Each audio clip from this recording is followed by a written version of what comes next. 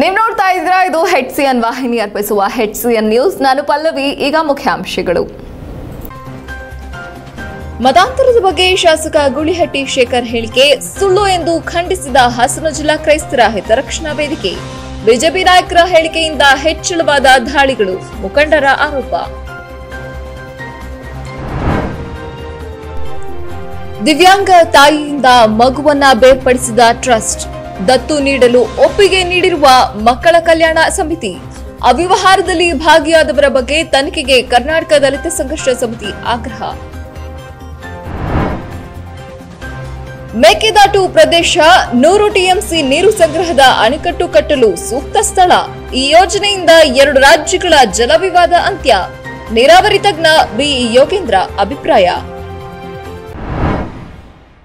ಹಾಸನ ಜಿಲ್ಲೆಯಲ್ಲಿ ಮಂಗಳವಾರ ಹೊಸದಾಗಿ 18 ಕೋವಿಡ್ ಪ್ರಕರಣಗಳು ಪತ್ತೆಯಾಗಿದ್ದು, ಒಟ್ಟು ಸೋಂಕಿತರ ಸಂಖ್ಯೆ 1,11,111ಕ್ಕೆ ಏರಿಕೆಯಾಗಿದೆ. ಹಾಸನ ಕೋವಿಡ್ ಜಿಲ್ಲಾಸ್ಪತ್ರೆ ಮತ್ತು ಕೋವಿಡ್ ಕೇರ್ ಸೆಂಟರ್ನಲ್ಲಿ 344 ಸಕ್ರಿಯ ಸೋಂಕಿತರು ಚಿಕಿತ್ಸೆ ಪಡೆಯುತ್ತಿದ್ದು, ತೀವ್ರ ನಿಗಾ ಘಟಕದಲ್ಲಿ 7 ಜನ ಚಿಕಿತ್ಸೆ ಪಡೆಯುತ್ತಿದ್ದಾರೆ. ಮೃತರ ಸಂಖ್ಯೆ ಒಟ್ಟು 1363 ಆಗಿದೆ ಎಂದು ಜಿಲ್ಲಾ ಆರೋಗ್ಯ ಮತ್ತು ಕುಟುಂಬ ಕಲ್ಯಾಣಾಧಿಕಾರಿ ಡಾ ಸತೀಶ್ ಕುಮಾರ್ ತಿಳಿಸಿದ್ದಾರೆ. ಪತ್ತೆಯಾದ ಕೊರೋನಾ ಸೋಂಕು ಪ್ರಕರಣಗಳಲ್ಲಿ ಅರಸೀಕೆರೆ 3, ಬೇಲೂರು 2, ಚನ್ನರಾಯಪಟ್ಟಣ 2, ಹಾಸನ 7, ಸಕಲೇಶಪುರ 4 ಸೇರಿ ಒಟ್ಟು 18 ಆಗಿದೆ ಎಂದು ವಿವರಿಸಿದರು. HCN news Haasan.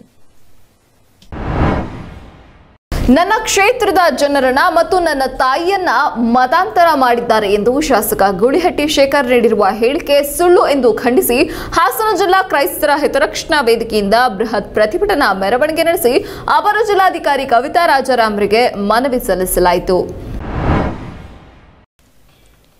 ಹಾಸನ ನಗರದ ಹೇಮಾವತಿ ಪ್ರತಿಮೆ ಬಳಿಯಿಂದ ಜಿಲ್ಲಾಧಿಕಾರಿ ಕಚೇರಿವರೆಗೆ ಪ್ರಾರ್ಥನೆ ಮಾಡುವುದರ ಮೂಲಕ ಬೃಹತ್ ಪ್ರತಿಭಟನಾ ಮೆರವಣಿಗೆ ನಡೆಸಿದ ಹಾಸನ ಜಿಲ್ಲಾ ಕ್ರೈಸ್ತರ ಹಿತರಕ್ಷಣಾ ವೇದಿಕೆ ಸದಸ್ಯರು ಕಳೆದ ವಿಧಾನಸಭೆಯ ಶೂನ್ಯ ವೇಳೆಯಲ್ಲಿ ಶಾಸಕ ಗೂಳಿಹಟ್ಟಿ ಶೇಖರ್ ಅವರು ಹೇಳಿಕೆ ನೀಡಿದ್ದು, ನಮ್ಮ ಸಮುದಾಯದ ಸುಮಾರು 2,000 ಜನರನ್ನ ಕ್ರೈಸ್ತರು ಮತಾಂತರ ಮಾಡಿದಲ್ಲದೆ ಜೊತೆಗೆ ನನ್ನ ತಾಯಿಯನ್ನು ಕೂಡ ಕ್ರೈಸ್ತ ಧರ್ಮಕ್ಕೆ ಸೆಳೆದಿದ್ದಾರೆ ಎಂಬ ಸುಳ್ಳು ಹೇಳಿಕೆ ನೀಡಿರುವುದಾಗಿ ಆಕ್ರೋಶ ವ್ಯಕ್ತಪಡಿಸಿದರು. ಇವರ ಹೇಳಿಕೆ ಸುಳ್ಳಾಗಿದೆ ಎಂಬುದಕ್ಕೆ ಚಿತ್ರದುರ್ಗದ ಎಸ್ಪಿ ಅವರ ತನಿಖೆಯಲ್ಲಿ ದೃಢಪಟ್ಟಿದೆ ಎಂದರು. ಮತಾಂತರ ಹೆಸರಿನಲ್ಲಿ ದೇಶಾದ್ಯಂತ ಚರ್ಚ್ಗಳ ಮೇಲೆ ದಾಳಿ, ಧರ್ಮಗುರುಗಳು ಅಮಾಯಕರ ಭಕ್ತರ ಮೇಲೆ ಹಲ್ಲೆ, ಆಸ್ತಿ ಪಾಸ್ತಿಗೆ ಹಾನಿ ಘಟನೆಗಳು ಚರ್ಚ್ಗಳನ್ನು ಬಾಗಿಲು ಹಾಕಿಸುವುದು ನಿರಂತರವಾಗಿ ನಡೆಯುತ್ತಲೇ ಇವೆ. ಇದಕ್ಕೆಲ್ಲ ರಾಜಕೀಯ ನಾಯಕರಾದ ಆರ್ ಅಶೋಕ್, ಸಂಸದ ಪ್ರತಾಪ್ ಸಿಂಹ ಅವರ ಹೇಳಿಕೆಗಳೇ ಕಾರಣ ಎಂದು ದೂರಿದ ಅವರು, ಇವರ ಹೇಳಿಕೆಯಿಂದ ಹಿಂದೂ ಜಾಗರಣಾ ವೇದಿಕೆಯವರು ಕ್ರೈಸ್ತ ಪ್ರಾರ್ಥನಾ ಸ್ಥಳಗಳ ಮೇಲೆ ದಾಳಿ ನಡೆಸುತ್ತಿವೆ. ಕ್ರೈಸ್ತ ಮಿಷನರಿಗಳು ಎಂದರೆ ದೇಶಕ್ಕೆ ಗುಂಡು ಸೂಂಜೆಯಿಂದ ಹಿಡಿದು ವಿಮಾನ ತಯಾರಿಕೆ ಮಾಡುವವರೆಗೂ ಕೊಡುಗೆ ನೀಡಿರುವುದನ್ನು ಮೊದಲು ಅವರು ತಿಳಿದುಕೊಳ್ಳಲಿ. ಕ್ರೈಸ್ತರು ಶಾಂತಿಪ್ರಿಯರಾಗಿದ್ದು ಯಾರ ಮೇಲೂ ದಾಳಿ ಮಾಡಿದ ಉದಾಹರಣೆಗಳು ಇಲ್ಲ ಎಂದು ಪ್ರತಿಭಟನೆಯಲ್ಲಿ ಕ್ರೈಸ್ತ ಮುಖಂಡರು ಹೇಳಿದ್ದಾರೆ. ಮಾನ್ಯ ಗೂಳಿಹಟ್ಟಿ ಶೇಖರ್ ಅವರು ಬಂದು ಸದನದಲ್ಲಿ ಶೂನ್ಯ ವೇಳೆ ಒಳಗಡೆ ಅವರೊಂದು ಹೇಳಿಕೆನೇ ಕೊಡ್ತಾರೆ. ಇವತ್ತು ಕ್ರೈಸ್ತರು ಬಹಳಷ್ಟು ಮತಾಂತರ ಮಾಡ್ತಾ ಇದ್ದಾರೆ, ಹಣ ಆಮಿಷಗಳನ್ನ ಓಡ್ತಾ ಇದ್ದಾರೆ. ಇವತ್ತು ನಮ್ಮ ತಾಯಿನೂ ಸಹ ಮತಾಂತರ ಮಾಡಿದ್ದಾರೆ ಅಂತ ಹೇಳಿ, ಸ್ವಾಮಿ, ಮತಾಂತರ ಅನ್ನುವಂಥದ್ದು ಮೊನ್ನೆ ತಹಸೀಲ್ದಾರ್ ಹತ್ರ ಹೋಗಿ, ಅಲ್ಲಿಂದ DC ಅವರ ಹತ್ರ ಹೋಗಿ, ಅಲ್ಲಿಂದ ಕೋರ್ಟಲ್ಲಿ ನಡೆಯುವಂಥ ಪ್ರಕ್ರಿಯೆ ಇದು. ಇಲ್ಲಿ ಗುಡಿ ಗುಂಡಾರ ಚರ್ಚು ಮಸೀದಿ ಒಳಗಡೆ ಮತಾಂತರ ಮಾಡಲಿಕ್ಕೆ ಯಾರಿಗೂ ಅವಕಾಶ ಇಲ್ಲ, ಅಧಿಕಾರನೂ ಕೊಟ್ಟಿಲ್ಲ. ತಾವುಗಳು ಮತಾಂತರ ಮಾಡಿದ್ದೀರಿ ಅಂತ ಹೇಳಿ ನೀವು ವಿಧಾನಸಭೆ ಅಂದರೆ ನಮ್ಮ ಕರ್ನಾಟಕ ರಾಜ್ಯದ ಒಂದು ದೇವಸ್ಥಾನ, ಪ್ರತಿಯೊಂದು ಜಾತಿ ಧರ್ಮದ ಒಂದು ದೇವಸ್ಥಾನ. ಅಲ್ಲಿ ನೀವು ಏಕಾಏಕಿ ಬಂದು ನೀವು ಹೇಳಿಕೆನ ಕೊಡ್ತೀರಿ, ಒಂದು ಸಮುದಾಯದ ವಿರುದ್ಧವಾಗಿ ನೀವು ದೂಷಣೆ ಮಾಡ್ತೀರಿ. ಅವ್ರು ಹೇಳಿರ್ತಕ್ಕಂಥ ಮಾನ್ಯ ಗೂಳಿಹಟ್ಟಿ ಶೇಖರ್ ಅವರು ಹೇಳಿರ್ತಕ್ಕಂಥ ಯಾವುದೇ ಆಧಾರ ರಹಿತ, ಅದು ಸುಳ್ಳು. ಯಾಕೆ ಅಂದರೆ ಕ್ರೈಸ್ತರು ಇವತ್ತು ಮತಾಂತರ ಮಾಡೋದಾಗಿದ್ದರೆ ಇವತ್ತು ಎಷ್ಟೋ ಸಾವಿರ ಕಾಲೇಜ್ಗಳಿದೆ, ಎಷ್ಟೋ ಸಾವಿರ ಹಾಸ್ಪಿಟಲ್ಗಳಿದೆ. ಇವತ್ತು ಹಾಗಾದರೆ ಅಲ್ಲೇ ಓದಿದಂಥ ಎಷ್ಟೋ ಶಾಸಕರಿದ್ದಾರೆ, ಸಚಿವರುಗಳಿದ್ದಾರೆ, MP ಗಳಿದ್ದಾರೆ, ಅವ್ರ ಮಕ್ಕಳು ಇದ್ದಾರೆ. ಹಾಗಾದರೆ ಅವರೆಲ್ಲ ಯಾಕೆ ಮತಾಂತರ ಆಗಲಿಲ್ಲ? ಇಲ್ಲಿ ಬಂದು ಅವರು ಸದನದಲ್ಲಿ ಹೇಳಿರ್ತಕ್ಕಂಥ ಹೇಳಿಕೆ ಅದು ಸುಳ್ಳು, ಅದು ವಾಪಸ್ ಪಡಿಬೇಕು, ಅದಕ್ಕೆ ಕ್ಷಮೆ ಕೋರಬೇಕು. ಅವ್ರು ಹೇಳಿರ್ತಕ್ಕಂಥ ಹೇಳಿಕೆ ಒಳಗಡೆ ಭಾಳಷ್ಟು ಕರ್ನಾಟಕದ ಭಾಳಷ್ಟು ಜಿಲ್ಲೆ ಒಳಗಡೆ ಗಲಭೆ ಉಂಟಾಗಿದೆ, ಶಾಂತಿ ಭಂಗ ಆಗ್ತಾ ಇದೆ. ಇವತ್ತು ಸಭೆ ಒಳಗಡೆ ನುಗ್ಗಿ ಬಹಳಷ್ಟು ಸಮಸ್ಯೆಗಳನ್ನ ಮಾಡ್ತಾ ಇದ್ದಾರೆ. ಭಾಳಷ್ಟು ಜಿಲ್ಲೆ ಒಳಗಡೆ ಮತಾಂತರ ಅನ್ನುವಂಥ ಸುಳ್ಳು ಆರೋಪನ ಇವತ್ತು ಹಾಕ್ತಾ ಇದ್ದಾರೆ. ಅವರ ಹೇಳಿಕೆನ ವಾಪಸ್ ಪಡಿಬೇಕು. ನಾವು ಭಾರತ ದೇಶದವರು. ಇವತ್ತು ನಮ್ಮ ಕವಿ ಕುವೆಂಪುರವರು ಹೇಳಿರೋ ಪ್ರಕಾರವಾಗಿ ಭಾರತ ದೇಶ ಸರ್ವ ಜನಾಂಗದ ಶಾಂತಿಯ ತೋಟ. ಅವತ್ತಿಂದ ನಾವು ಹೀಗೇನೆ ನಾವು ಮುಂದುವರಿಸಬೇಕು, ನಾವು ಹೀಗೇ ಇರಬೇಕು ಅಂತ ಹೇಳಿ ನಾನು ಅವರು ಹೇಳಿಕೆನ ವಾಪಸ್ ಪಡಿಬೇಕು. ಮಾನ್ಯ ನಮ್ಮ ಇಲಾಖೆಯವರು, ಭಾರತ ದೇಶದ ಶಾಸಕಾಂಗ, ಕಾರ್ಯಾಂಗ, ನ್ಯಾಯಾಂಗ ನಮಗೆ ನ್ಯಾಯ ಒದಗಿಸ್ಕೊಡ್ಬೇಕು. ನಮ್ಮ ಜೊತೆಗೆ ನಮಗೆ ರಕ್ಷಣೆ ಮತ್ತು ಭದ್ರತೆಯನ್ನು ಕೊಡಬೇಕು ಅಂತ ಹೇಳಿ ನಾನು ವಿನಂತಿಸಿಕೊಳ್ತಾ ಕೊಟ್ಟು ನಾವು ಮತಾಂತರ ಮಾಡ್ತಿದ್ದೀವಿ ಅಂತಕ್ಕಂಥ 2 ಆರೋಪಗಳನ್ನು ಮಾಧ್ಯಮದಿಂದ ಮತ್ತು ಶಾಸನ ಸಭೆಗಳಲ್ಲಿ ಕೆಲವರು ಮಾತಾಡಿದಂಥ ಮಾತುಗಳು. ನಾನು ಅದನ್ನು ದೃಢಪಡಿ ಏನು ಹೇಳಲಿಕ್ಕೆ ಇಷ್ಟಪಡ್ತೀನಿ ಅಂದರೆ, ನಾವು ಯಾರು ಕೂಡ ಒಂದು ಕ್ರಿಸ್ತನ ಬೋಧನೆ ಮತ್ತು ನಂಬಿಕೆಯಲ್ಲಿ ನಾವು ಸಭೆಗೆ ಹೋಗಿ ಆರಾಧನೆ ಮಾಡ್ತೀವಿ ವಿನ ಯಾವುದೇ ಮತಾಂತರವನ್ನು ನಾವು ಮಾಡುವವರಲ್ಲ. ಯಾವುದೇ ಸುಳ್ಳುಗಳನ್ನು, ಆಸೆ ಆಮಿಷೆಗಳನ್ನು ಕೂಡ ನಾವು ಒಡ್ಡುವವರಲ್ಲ. ಇದು ನಮ್ಮ ಮೇಲೆ ಏರತಕ್ಕಂಥ ಒಂದು ದೊಡ್ಡ ದೌರ್ಜನ್ಯ. ಇದರ ಹಿಂದೆ ಪಟ್ಟಭದ್ರ ಹಿತಾಸಕ್ತಿಗಳ ಕೈವಾಡಗಳಿದೆ. ಒಂದು ರಾಷ್ಟ್ರ, ಒಬ್ಬ ವ್ಯಕ್ತಿ, ಒಂದು ಧರ್ಮ, ಒಂದು ಹಿಂದುತ್ವ ಅಂತಕ್ಕಂಥ ಹೇಳ್ತಕ್ಕಂಥ ಒಂದು ದೇಶದ ಒಂದು ವಾಕ್ಯಗಳಿಂದ ನಮ್ಮ ಮೇಲೆ ಹುನ್ನಾರವನ್ನು ಮಾಡಿ ನಮ್ಮನ್ನು ಶಾಂತಿಯುತವಾದಂಥ ಕ್ರೈಸ್ತರನ್ನು ಅವರು ಮತಾಂತರ ಆಮಿಷಗಳನ್ನು ಒಡ್ಡಿ ಮತಾಂತರ ಮಾಡ್ತಾ ಇದ್ದಾರೆ ಅಂತಕ್ಕಂಥ ಹೇಳ್ತಕ್ಕಂಥ ಒಂದು ಹುನ್ನಾರ ಸತ್ಯಕ್ಕೆ ದೂರವಾಗಿದೆ.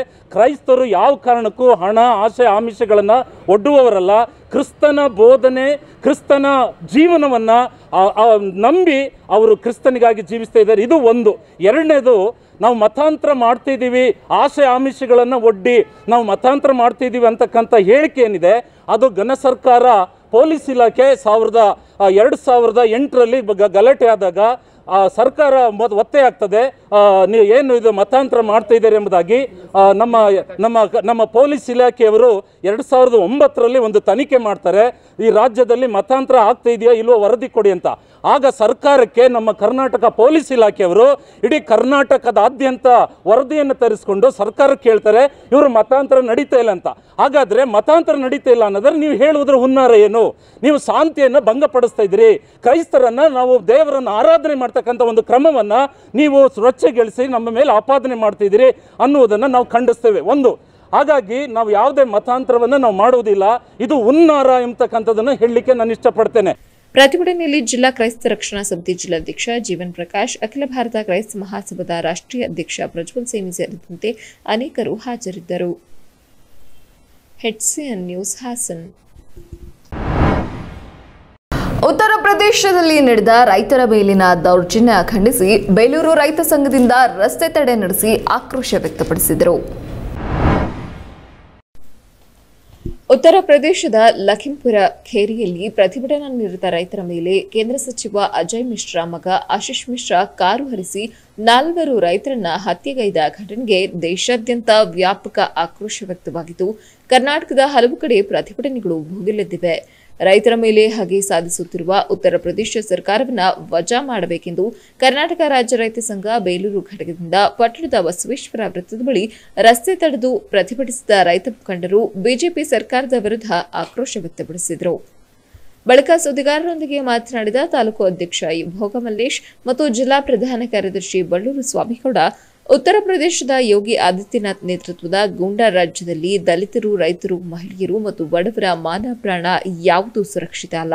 ಸಂವಿಧಾನವೇ ಕುಸಿದು ಬಿದ್ದಿರುವ ಸ್ಥಿತಿಯಲ್ಲಿ ರಾಷ್ಟ್ರಪತಿಗಳು ಮಧ್ಯಪ್ರವೇಶಿಸಿ ಅಲ್ಲಿನ ಸರ್ಕಾರವನ್ನು ವಜಾಗೊಳಿಸಬೇಕಿದೆ ಎಂದು ಆಗ್ರಹಿಸಿದರು. ಬಿಜೆಪಿಯರವರು ಪ್ರತಿಭಟನಾ ನಿರತ ರೈತರ ಮೇಲೆ ಪೊಲೀಸರ ಮೂಲಕ ದಮನಿಸಲು ಪ್ರಯತ್ನಿಸಿ ವಿಫಲವಾದ ನಂತರ ಈಗ ನೇರವಾಗಿ ಹತ್ಯೆ ನಡೆಸಲು ಹೊರಟಿದೆ. ಉತ್ತರ ಪ್ರದೇಶದಲ್ಲಿ ಸಚಿವರ ಮಗನ ಕಾರಿನಡಿಗೆ ಸಿಕ್ಕಿ ರೈತರು ಸಾವಿಗೀಡಾದ ಪ್ರಕರಣ ಬಿಜೆಪಿಯ ಕೊಲೆಗಡುಕ ಮನಸ್ಸಿಗೆ ಸಾಕ್ಷಿ ಎಂದು ಕಿಡಿಕಾರಿದ ಅವರು, ಕೃಷಿಕರಿಗೆ ಮಾರಕವಾದ ಕರಾಳ ಮಸೂದೆ ವಾಪಸ್ ಪಡೆಯುವ ತನಕ ನಮ್ಮ ಹೋರಾಟ ನಿಲ್ಲುವ ಪ್ರಶ್ನೆಯೇ ಇಲ್ಲ. ಉದ್ಯಮಿಗಳ ಪರ ಆಡಳಿತ ನೀಡುವ ಬಿಜೆಪಿ ಪಕ್ಷ ಈ ನೆಲದ ಮಣ್ಣಿಗೆ ಗೌರವ ನೀಡುತ್ತಿಲ್ಲ ಎಂದು ಛೇಡಿಸಿದರು. ರೈತರ ಮೇಲೆ ಎಲ್ಲ ರೀತಿಯ ಅಸ್ತ್ರಗಳನ್ನು ಪ್ರಯೋಗ ಮಾಡಿದ್ರು ಕೂಡ ನಾವು ಚಳವಳಿಯಿಂದ ಹಿಂದೆ ಸರಿದ ಕಾರಣಕ್ಕೆ ನಿನ್ನೆ ಚಳವಳಿಗಾರರ ಮೇಲೆ ಸ್ವತಃ ಒಬ್ಬ ಕೇಂದ್ರ ಸರ್ಕಾರದ ಮಂತ್ರಿಯ ಮಗ ಕಾರನ್ನು ಚಲಾಯಿಸಿ 4 ಜನರ ಹತ್ಯೆ ಮಾಡ್ತಾನೆ. ಈ ಮಾನ ಮರ್ಯಾದೆಯಲ್ಲಿರ್ತಕ್ಕಂಥ ಉತ್ತರ ಪ್ರದೇಶದ ಸರ್ಕಾರ ಅವನ ಮೇಲೆ ಇದುವರೆಗೆ ಕೇಸನ್ನು ದಾಖಲು ಮಾಡಿಲ್ಲ, ಕೊಲೆ ಮೊಕದ್ದಮೆ ದಾಖಲು ಮಾಡಿಲ್ಲ, ಕೇಂದ್ರ ಮಂತ್ರಿಯನ್ನು ಈ ಕೇಂದ್ರ ಸರ್ಕಾರ ವಜಾ ಮಾಡಿಲ್ಲ. ಆದರೂ ಕೂಡ ಇವತ್ತು ಇಷ್ಟೊಂದು ದುರಹಂಕಾರದ ಅಧಿಕಾರವನ್ನು ಈ ರಾಷ್ಟ್ರದ ಸರ್ಕಾರಗಳು ನಡೆಸ್ತಾ ಇರಬೇಕಾದ್ರೆ ನಾವು ಅದನ್ನು ವಿರೋಧ ಮಾಡಲೇಬೇಕಾಗ್ತದೆ. ನಾವು ಇಲ್ಲಿಂದ ಎಚ್ಚರಿಕೆ ಕೊಡ್ತಾ ಇದ್ದೀವಿ, ಯಾವುದೇ ಕಾರಣಕ್ಕೆ ಈ ಕರಾಳ ಭೂ ಮಸೂದೆಗಳು ವಾಪಸ್ ಆಗುವವರೆಗೆ ಕರ್ನಾಟಕದಲ್ಲಿ ರಾಜ್ಯ ರೈತ ಸಂಘ, ಭಾರತದಲ್ಲಿ ಭಾರತೀಯ ಕಿಸಾನ್ ಯೂನಿಯನ್ನು ಯಾವುದೇ ಕಾರಣಕ್ಕೂ ಜನಪರವಾದಂಥ ಚಳುವಳಿಗಳು ಈ ಹೋರಾಟ ಎಲ್ಲಿವರೆಗೆ ಅಂತಂದರೆ ಮಸೂದೆ ವಾಪಸ್ ಆಗುವವರೆಗೆ ಡೆಲ್ಲಿ ಬಿಟ್ಟು ಕದಲೋದಿಲ್ಲ ಅಂತಕ್ಕಂಥ ಶಪಥವನ್ನು ಮಾಡಿದ್ದೀವಿ. ಡೆಲ್ಲಿ ಒಳಗೆ ಚಳುವಳಿ ಮಾಡ್ತಕ್ಕಂಥ ಚಳುವಳಿಗಾರರಿಗೆ ಇಡೀ ದೇಶದಲ್ಲಿ ನಮ್ಮಂಥ ಹೋರಾಟಗಾರರು ದೇಶದ ಮೂಲೆ ಮೂಲೆಗಳಲ್ಲಿ ಗಲ್ಲಿಗಳಲ್ಲಿ ನಾವು ಅವರ ಬೆಂಬಲವಾಗಿ ನಿಂತು ಈ ಕರಾಳ ಮಸೂದೆ ವಾಪಸ್ ಆಗುವವರೆಗೆ ಹೋರಾಟ ಮಾಡೇ ಮಾಡ್ತೀವಿ. ಏನು ಮಾನಗೆಟ್ಟ ಸರ್ಕಾರಗಳು ಇವತ್ತು ನಿನ್ನೆ ದಿನ ಚಳುವಳಿಗಾರರ ಮೇಲೆ ಉತ್ತರ ಪ್ರದೇಶದಲ್ಲಿ ಕಾರಸ್ತಂಥ ಕೆಲಸನ ಮಾಡಿದ್ದಾರೆ ಅಂದರೆ ನಾಚಿಕೆ ಆಗಬೇಕು. ಗುಂಡೂರಾವ್ ಸರ್ಕಾರದಲ್ಲಿ ಇದೇ ಥರ ರೈತರಿಗೆ ಗುಂಡಿಗೆ ಬಂದು ಆ ಸರ್ಕಾರ ಏನಾಯಿತು ಅಂತ ಸ್ವಲ್ಪ ಎಚ್ಚರಿಕೆ ಇರಬೇಕು ಅಂತ ಕಾಣ್ತದೆ. ಕೇಂದ್ರ ಮತ್ತು ರಾಜ್ಯ ಸರ್ಕಾರ ಎಚ್ಚರಿಕೆ ಬರಲೇಬೇಕಾಗುತ್ತೆ ಮುಂದೆ. ಇದು ಭಾರಿ ನಾಚಿಕೆಯ ಕೆಲಸ.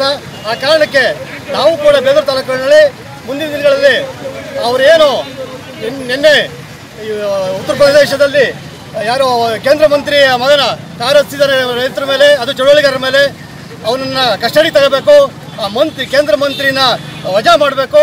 ಮತ್ತು ಏನು ಉತ್ತರ ಪ್ರದೇಶದ ಮುಖ್ಯಮಂತ್ರಿ ಇದ್ದಾರೆ, ಮುಖ್ಯಮಂತ್ರಿ ನಾಚಿಕೆ ಆಗಬೇಕು. ಇಲ್ಲಿವರೆಗೂ ಕೂಡ ಕಾರ್ಯಪ್ರವೃತ್ತಿ ತಂದಿಲ್ಲ.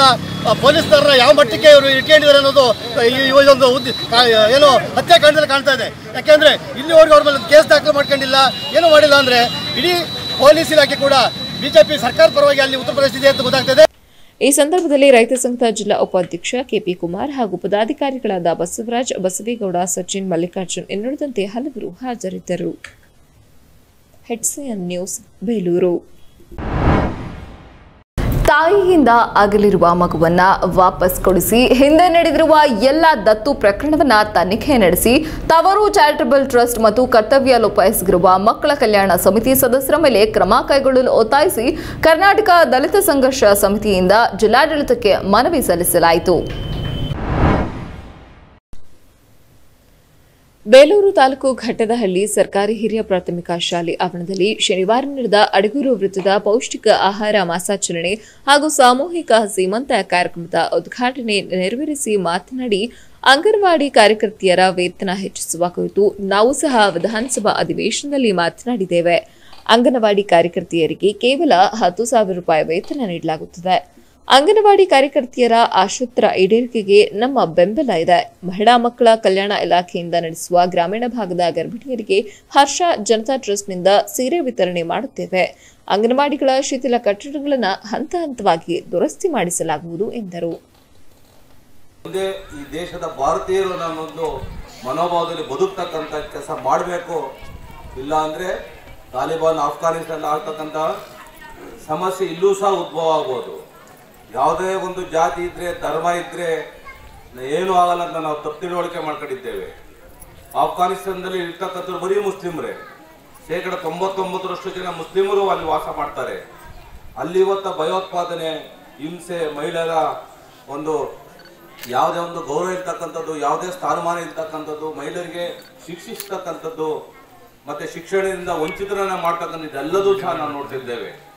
ಹಾಗಿದ್ದಲ್ಲಿ ಸರ್ವಜನ ಸುಖಿನೋ ಭವಂತು, ವಸುದೈವ ಕುಟುಂಬಕಂ ಎನ್ನ ಆಧಾರದ ಮೇಲೆ, ಇಂದಿನ ನಮ್ಮ ಭಾರತೀಯ ಸಂಸ್ಕೃತಿ ಆಧಾರದ ಮೇಲೆ ನಾವೆಲ್ಲ ಒಂದು ಎನ್ನೋ ಒಂದು ಮನೋಭಾವದಲ್ಲಿ ನಡ್ಕೊಂಡ್ರು ಮಾತ್ರ ಮುಂದಿನ ಭವಿಷ್ಯದಲ್ಲಿ ಈ ದೇಶ ಉಳಿತಾಗುತ್ತೆ, ನಮ್ಮ ಮಕ್ಕಳ ಭವಿಷ್ಯನ ಉಜ್ವಲವಾಗುತ್ತೆ ಅಂತ ಈ ಸಂದರ್ಭದಲ್ಲಿ ಗಾಂಧೀಜಿಯವರಿಗೆ ಗೌರವ ನಮನವನ್ನು ಸಲ್ಲಿಸುತ್ತಾ, ಅದೇ ರೀತಿಯಲ್ಲಿ ಸಹ ಲಾಲ್ ಬಹದ್ದೂರ್ ಶಾಸ್ತ್ರಿ ಅವರು ದೇಶದ ಪ್ರಧಾನಮಂತ್ರಿಯಾಗಿ 17 ತಿಂಗಳ ಕಾಲ ಅವರು ಕಾರ್ಯನಿರ್ವಹಣೆ ಮಾಡ್ತಾರೆ. ಅಲ್ಲಿವರೆಗೆ ಇದ್ದಂತಹ ಜವಾಹರ್ಲಾಲ್ ನೆಹರು ಅವರು 17 ವರ್ಷ ಏನು ಆಡಳಿತ ಮಾಡಿರು ಅದಕ್ಕಿಂತ ಮಿಗಿಲಾಗಿ ಈ ದೇಶಕ್ಕೆ ಅಪಾರವಾದಂತಹ ಕೊಡುಗೆಯನ್ನು ನೀಡಿದಂಥವರು ಲಾಲ್ ಬಹದ್ದೂರ್ ಶಾಸ್ತ್ರಿ ಅವರು.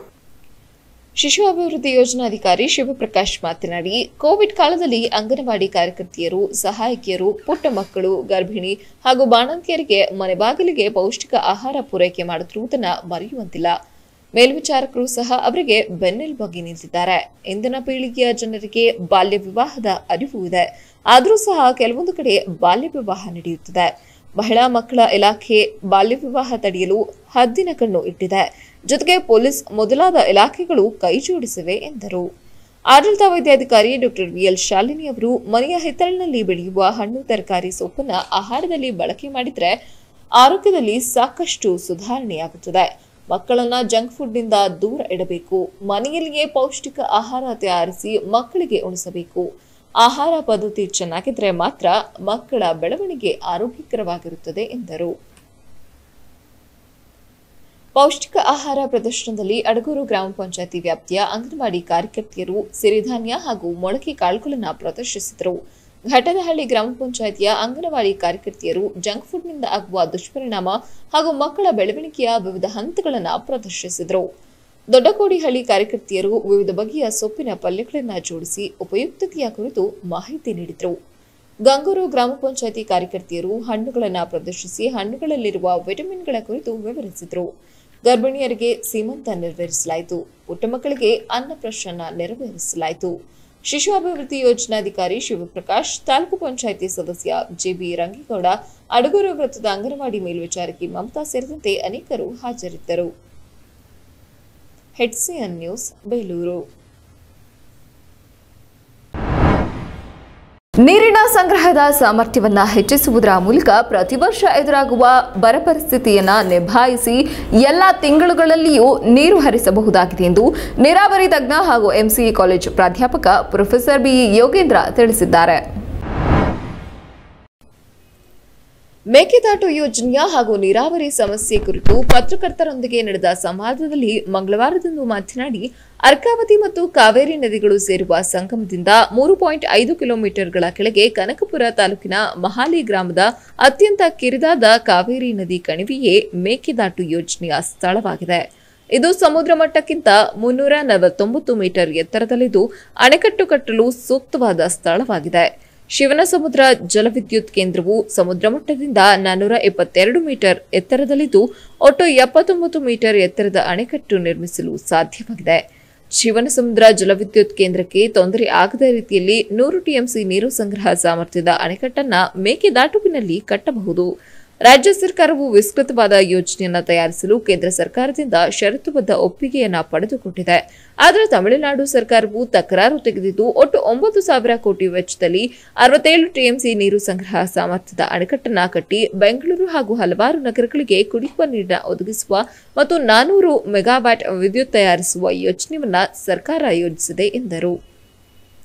ವರ್ಷದಿಂದ ವರ್ಷ ಮಳೆಯ ಪ್ರಮಾಣ ವ್ಯತ್ಯಾಸವಾಗುವುದು, ಪ್ರಾಕೃತಿಕ ಒಟ್ಟು ಜಲಾನಯದ ಪ್ರದೇಶದಿಂದ ಅಂದಾಜಿಸಿರುವ ನೀರಿನ ಇಳುವರಿ ಸರಿಯಾಗಿದ್ದರೂ ಸಹ ತಮಿಳುನಾಡಿನ ಪ್ರದೇಶಕ್ಕೆ ಹೆಚ್ಚು ಮಳೆಯಾಗಿ ಕರ್ನಾಟಕಕ್ಕೆ ಕಡಿಮೆ ಮಳೆಯಾದರೆ ನೀರು ಬಿಡಬೇಕಾದ ಬೇಡಿಕೆ ಕಡಿಮೆ ಆಗುವುದಿಲ್ಲ.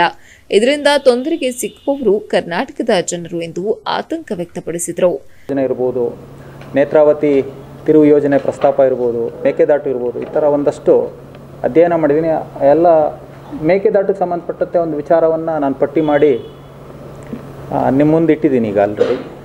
ಅದಕ್ಕೆ ಸಂಬಂಧಪಟ್ಟಂತೆ ಒಂದು ಅಷ್ಟು ವಿಷಯವನ್ನು ಹೇಳಲಿಕ್ಕೆ ಇಷ್ಟಪಡ್ತೀನಿ. ಮೇಕೆದಾಟು ನಿಮಗೆಲ್ಲ ಗೊತ್ತಿದೆ, ತುಂಬ ಕಿರಿದಾದ ಒಂದು ಪ್ರದೇಶ. ಕಾವೇರಿ ನದಿನಲ್ಲಿ ಅರ್ಕಾವತಿ ಕಾವೇರಿ ನದಿಯನ್ನು ಸೇರುವಂಥ ಸಂಗಮದಿಂದ 3.5 ಕಿಲೋಮೀಟರ್ ಡೌನ್ನಲ್ಲಿ ಬರುತ್ತೆ. ಸೊ ಹಿಂದೆಯಿಂದನೂ ಅದೊಂದು ಸೂಕ್ತವಾದ ಜಾಗ ಅಂಥೇಳಿ ನೀರಾವರಿ ತಜ್ಞರು ಅನೇಕರು ಹೇಳ್ತಾ ಬಂದಿದ್ದಾರೆ. ಅಲ್ಲಿ ಡ್ಯಾಮನ್ನು, ಅದು ಸಮುದ್ರ ಮಟ್ಟದಿಂದ ಸುಮಾರು 349 ಮೀಟರ್ ಎತ್ತರದಲ್ಲಿದೆ. ಅಲ್ಲಿಂದ ಮೇಲೆ ಶಿವನ ಸಮುದ್ರ 422 ಮೀಟರ್ ಎತ್ತರದಲ್ಲಿದೆ. ಅದರ ಡಿಫ್ರೆನ್ಸ್ ಆಫ್ ಎಲಿವೇಶನ್ನು ಸುಮಾರು 82-83 ಮೀಟ್ರ್ ಆಗುತ್ತೆ. ಅಲ್ಲಿ ಒಂದು 79 ಮೀಟ್ರ್ವರೆಗೂ ಡ್ಯಾಮ್ ಕಟ್ಟಲಿಕ್ಕೆ ಏನೂ ತೊಂದರೆ ಇಲ್ಲ. ನಿಮಗೆಲ್ಲ ಗೊತ್ತಿದ್ದ ಹಾಗೆ ಕರ್ನಾಟಕ ಸರ್ಕಾರ ಒಂದು 60 TMC ನೀರಿನ ಸಂಗ್ರಹ ಸಾಮರ್ಥ್ಯದ ಒಂದು ಡ್ಯಾಮನ್ನು ಕಟ್ಟಬೇಕು 9 ಕೋಟಿ ವೆಚ್ಚದಲ್ಲಿ. ಆ ನೀರಿನ ಮೂಲಕ ಒಂದು 400 ಮೆಗಾವ್ಯಾಟು ವಿದ್ಯುತ್ತನ್ನು ತಯಾರು ಮಾಡಬೇಕು ಅಂತೇಳಿ ಕೇಂದ್ರ ಸರ್ಕಾರಕ್ಕೆ ಒಂದು ಪ್ರಸ್ತಾವನೆ ಸಲ್ಲಿಸಿ ಒಪ್ಪಿಗೆ ತಗೊಂಡಿತ್ತು. ತಮಿಳುನಾಡು ತಕರಾರು ತೆಗೆದಿದ್ದು ನಿಮಗೆ ಗೊತ್ತಿದೆ. ಗ್ರೀನ್ ಟ್ರಿಬ್ಯುನಲ್ಲು ಅದಕ್ಕೆ ಅಡ್ಡಿಪಡಿಸ್ತಾ ಇರೋದು ನಿಮಗೆಲ್ಲ ಗೊತ್ತಿದೆ. ಸೊ ಈ ನೀರಾವರಿ ಸಮಸ್ಯೆಗಳಿಗೆ ಸಂಬಂಧಪಟ್ಟಂತೆ ನಾವು ಒಂದಷ್ಟು ನಾವು ಇದರ ಬೇಕೋ ಬೇಡೋ ಅನ್ನೋದನ್ನು ವಿಮರ್ಶೆ ಮಾಡುವಂಥ ಸಂದರ್ಭದಲ್ಲಿ 1-2-3 ಅಂಶಗಳನ್ನು ನಾವು ಸ್ಟಡಿ ಮಾಡಬೇಕಾಗುತ್ತೆ. ಅದರಲ್ಲಿ ಒಂದು, ಕಾವೇರಿ ನದಿಯ ನೀರಿನ ಒಟ್ಟು ಇಳುವರಿ ಎಷ್ಟು, ಜಲನಯನ ಪ್ರದೇಶದ ರಾಜ್ಯವಾರು ಹಂಚಿಕೆ ಎಷ್ಟು, ಕಾವೇರಿ ನದಿ ನೀರಿನ ವಿವಾದ ನ್ಯಾಯಾಧೀಕರಣ ಮತ್ತು ಸರ್ವೋಚ್ಚ ನ್ಯಾಯಾಲಯ ಕೊಟ್ಟಿರುವಂಥ ತೀರ್ಪು, ತಮಿಳುನಾಡಿಗೆ ಹರಿಯುತ್ತಿರುವ ನೀರಿನ ಪ್ರಮಾಣ. ಈಗ ಆಲ್ರೆಡಿ ನಾವು ಕಳೆದ ದಶಕಗಳ ಶತಮಾನಗಳ ಕಾಲ ನಾವು ತಮಿಳುನಾಡಿಗೆ ಎಷ್ಟು ನೀರು ಹರಿಸಿದ್ದೀವಿ. ಹಾಗೆಯೇ ಸುಪ್ರೀಂ ಕೋರ್ಟು ಮತ್ತು ಕಾವೇರಿ ಟ್ರಿಬ್ಯುನಲ್ ಕೊಟ್ಟಿರುವಂಥ ಜಡ್ಜ್ಮೆಂಟ್ ಪ್ರಕಾರವಾಗಿ ತಿಂಗಳವಾರು ಎಷ್ಟು ನೀರು ಹರಿಸ್ಬೇಕು ಅಂತ ಕೊಟ್ಟಿದ್ದಾರೆ. ಈ ವಿಚಾರವನ್ನು ನಾವು ಎಲ್ಲವನ್ನು ಮಿಕ್ಸ್ ಮಾಡಿ ನೋಡಿದಾಗ ಮಾತ್ರ ಅದಕ್ಕೊಂದು ಸೊಲ್ಯೂಷನ್ನ ಹುಡುಕ್ಲಿಕ್ಕೆ ಸಾಧ್ಯ ಆಗುತ್ತೆ. ಜಿಲ್ಲಾ ಕಾರ್ಯನಿರತ ಪತ್ರಕರ್ತರ ಸಂಘದ ಪ್ರಧಾನ ಕಾರ್ಯದರ್ಶಿ ಕೆಜಿ ಸುರೇಶ್, ಮಾಜಿ ಅಧ್ಯಕ್ಷ ರವಿನಕ್ಲಗೂಡು ಇತರರು ಉಪಸ್ಥಿತರಿದ್ದರು. ತಾಯಿಯಿಂದ ಅಗಲಿರುವ ಮಗುವನ್ನ ವಾಪಸ್ ಕೊಡಿಸಿ ಹಿಂದೆ ನಡೆದಿರುವ ಎಲ್ಲ ದತ್ತು ಪ್ರಕರಣವನ್ನ ತನಿಖೆ ನಡೆಸಿ ತವರು ಚಾರಿಟಬಲ್ ಟ್ರಸ್ಟ್ ಮತ್ತು ಕರ್ತವ್ಯ ಲೋಪಾಯಿಸಿರುವ ಮಕ್ಕಳ ಕಲ್ಯಾಣ ಸಮಿತಿ ಸದಸ್ಯರ ಮೇಲೆ ಕ್ರಮ ಕೈಗೊಳ್ಳಲು ಒತ್ತಾಯಿಸಿ ಕರ್ನಾಟಕ ದಲಿತ ಸಂಘರ್ಷ ಸಮಿತಿಯಿಂದ ಜಿಲ್ಲಾಡಳಿತಕ್ಕೆ ಮನವಿ ಸಲ್ಲಿಸಲಾಯಿತು. ಹಾಸನ ಜಿಲ್ಲೆಯ ಸಕಲೇಶಪುರ ತಾಲೂಕಿನ ಹೆತ್ತೂರು ಗ್ರಾಮದ ನಿವಾಸಿ ಮಲ್ಲಿಗೆ ಹುಟ್ಟಿನಿಂದ ಕಿವಿ ಕೇಳದ ಹಾಗೂ ಮಾತು ಬಾರದ ಅಂಗವಿಕಲತೆ ಹೊಂದಿರುವ ಮಹಿಳೆಯಾಗಿರುತ್ತಾಳೆ. ಈಕೆಯ ಗಂಡ ತೀರಿಕೊಂಡಿದ್ದು ವ್ಯಕ್ತಿಯೊಬ್ಬ ಮಾಡಿದ ಮೋಸದಿಂದಾಗಿ ಗರ್ಭ ಧರಿಸಿತು. ಈ ಸಂದರ್ಭ ತಾಯಿ ಹಾಗೂ ಮಗುವಿನ ಸುರಕ್ಷತೆ ದೃಷ್ಟಿಯಿಂದ ಹೆತ್ತೂರು ಗ್ರಾಮ ಪಂಚಾಯಿತಿ ಅಧ್ಯಕ್ಷರು ಹಾಗೂ ಮಲ್ಲಿಗೆ ಅವರ ಕುಟುಂಬಸ್ಥರು ಮತ್ತು ಗ್ರಾಮಸ್ಥರ ಒಪ್ಪಿಗೆ ಮೇರೆಗೆ ಸಕಲೇಶಪುರದ ಸಿಡಿಪಿಒ ಅವರಿಗೆ ಮಾಹಿತಿ ನೀಡಿ ಈ ಮೂಲಕ ಹಾಸನದ ತವರು ಚಾರಿಟಬಲ್ ಟ್ರಸ್ಟ್ ಅವರ ಸಂಪರ್ಕ ಪಡೆದುಕೊಂಡು ಊರಿನವರ ಹಾಗೂ ಕುಟುಂಬಸ್ಥರ ಒಪ್ಪಿಗೆ ಮೇರೆಗೆ 2021 ಮೇ ತಿಂಗಳಲ್ಲಿ ಹಾಸನಕ್ಕೆ ಕಳುಹಿಸಲಾಗಿದೆ ಎಂದರು. ಹಾಸನದ ಮಕ್ಕಳ ನ್ಯಾಯಮಂಡಳಿ ಮುಂದೆ ಹಾಜರುಪಡಿಸಿದ ನಂತರ ಕೆಲ ದಿನಗಳ ನಂತರ ಮಲ್ಲಿಗೆ ಹೆಣ್ಣು ಮಗುವಿಗೆ ಜನ್ಮ ನೀಡುತ್ತಾಳೆ. ಮಗು ಹಾಗೂ ತಾಯಿ ತವರು ಚಾರಿಟಬಲ್ ಟ್ರಸ್ಟ್ನ ಆರೈಕೆಯಲ್ಲೇ ಇದ್ದರು. ಈ ನಡುವೆ ಸೆಪ್ಟೆಂಬರ್ ಮೊದಲ ವಾರದಲ್ಲಿ ತವರು ಚಾರಿಟಬಲ್ ಟ್ರಸ್ಟ್ನವರು ಇದ್ದಕ್ಕಿದ್ದಂತೆ ಮಲ್ಲಿಗೆ ಈಕೆಯನ್ನ ತಮ್ಮ ಟ್ರಸ್ಟ್ನಿಂದ ಹೊರಗೆ ಕಳಿಸುತ್ತಾರೆ. ಮಾತು ಬಾರದ ಆಕೆಗೆ ಕೈಗೆ 500 ರೂಪಾಯಿ ಕೊಟ್ಟು ಹಾಸನದ ಬಸ್ ನಿಲ್ದಾಣಕ್ಕೆ ಬಂದು ಸಕಲೇಶಪುರಕ್ಕೆ ಕಳಿಸಿರುತ್ತಾರೆ. ಏನೂ ಅರಿಯದೆ ಬಂದ ಮಲ್ಲಿಗೆಯನ್ನ ಸಕಲೇಶಪುರ ಬಸ್ ನಿಲ್ದಾಣದಲ್ಲಿ ಗಮನಿಸಿದ ಸ್ಥಳೀಯರೊಬ್ಬರು ಆಕೆಯನ್ನ ಹೆತ್ತೂರಿಗೆ ಕಳುಹಿಸಿರುತ್ತಾರೆ. ದಿಢೀರ್ ಬಂದ ಆಕೆಯನ್ನ ವಿಚಾರಿಸಿದಾಗ ಮಗುವನ್ನ ಕೊಡದೆ ಕಿತ್ತುಕೊಂಡು ಕಳುಹಿಸಿರುವುದಾಗಿ ಸನ್ನೆ ಮಾಡಿ ತಿಳಿಸಿರುತ್ತಾಳೆ ಎಂದು ಮಾಹಿತಿ ನೀಡಿದರು. ನಂತರ ಮಗು ಎಲ್ಲಿ ಎಂದು ಟ್ರಸ್ಟ್ನ ಮುಖ್ಯಸ್ಥರಾದ ಡಾ ಪಾಲಾಕ್ಷ ಅವರನ್ನ ವಿಚಾರಿಸಿದಾಗ ಮಗುವನ್ನ 2 ತಿಂಗಳ ಹಿಂದೆಯೇ ಕಾನೂನು ಪ್ರಕಾರ ದತ್ತು ನೀಡಲಾಗಿದೆ ಎಂಬ ಮಾಹಿತಿಯನ್ನ ತಿಳಿಸಿರುತ್ತಾರೆ. ಇದಕ್ಕೆ ಮಕ್ಕಳ ಕಲ್ಯಾಣ ಸಮಿತಿಯು ಒಪ್ಪಿಗೆ ನೀಡಿರುತ್ತದೆ. ತಾಯಿ ಹಾಗೂ ಮಗುವನ್ನ ಆರೈಕೆಗೆಂದು ಕರೆದುಕೊಂಡು ಹೋಗಿ ಟ್ರಸ್ಟ್ನವರು ಮಾತು ಬಾರದ ಈಕೆಯಿಂದ ಒತ್ತಾಯಪೂರ್ವಕವಾಗಿ ಸಹಿ ಹಾಕಿಸಿಕೊಂಡಿರುತ್ತಾರೆ ಎಂದು ದೂರಿದರು. ಇಂಗ್ಲಿಷ್ನಲ್ಲಿ ಇವರೇ ಬರೆದುಕೊಂಡು ಮಲ್ಲಿಗೆಯಿಂದ ಒತ್ತಾಯಿಸಿ ಸಹಿ ಹಾಕಿಸಿಕೊಂಡಿರುವುದು ಬೆಳಕಿಗೆ ಬಂದಿರುತ್ತದೆ. ಇಂಗ್ಲಿಷ್ ಗೊತ್ತಿಲ್ಲದ ಈಕೆಗೆ ಇಂಗ್ಲಿಷ್ನಲ್ಲಿ ಓದಿ ಹೇಳಿ ಒಪ್ಪಿಸಿರುತ್ತಾರೆ. ಇದೀಗ ತಾಯಿ ನನ್ನ ಮಗು ಬೇಕೆಂದು ಹಂಬಲಿಸುತ್ತಿದ್ದಾಳೆ. ಮಗು ಕೊಡಿ ಎಂದು ವಿಚಾರಿಸಿದ್ರೆ ದತ್ತು ಕೊಟ್ಟಾಗಿದೆ, ಕಾನೂನು ಮೂಲಕ ಪಡೆದುಕೊಳ್ಳಿ ಎಂದು ಹೇಳುತ್ತಿದ್ದಾರೆ. ಟ್ರಸ್ಟ್ನವರು ಮಕ್ಕಳ ಹಕ್ಕುಗಳ ಸಮಿತಿ ಮೇಲೆ, ಸಮಿತಿಯವರು ಟ್ರಸ್ಟ್ನವರ ಮೇಲೆ ಆರೋಪ ಪ್ರತ್ಯಾರೋಪ ಮಾಡ್ತಿದ್ದಾರೆ. ಇವೆಲ್ಲವನ್ನ ನೋಡಿದ್ರೆ ಮಾತು ಬಾರದ ಕಿವಿ ಕೇಳಿದ ವಿಕಲಾಂಗಿಗೆ ಮೋಸ ಮಾಡಿ ಹಣದಾಸೆಗೆ ಟ್ರಸ್ಟ್ನವರು ದತ್ತು ಹೆಸರಿನಲ್ಲಿ ಮಾರಾಟ ಮಾಡಿದ್ದಾರೆ ಎಂಬ ಅನುಮಾನ ವ್ಯಕ್ತವಾಗಿದೆ ಎಂದು ಗಂಭೀರವಾಗಿ ಆರೋಪಿಸಿದ್ದಾರೆ. ಇದರಲ್ಲಿ ಅನೇಕರು ಶಾಮೀಲಾಗಿದ್ದಾರೆ ಎಂಬ ಅನುಮಾನ ವ್ಯಕ್ತವಾಗಿದೆ.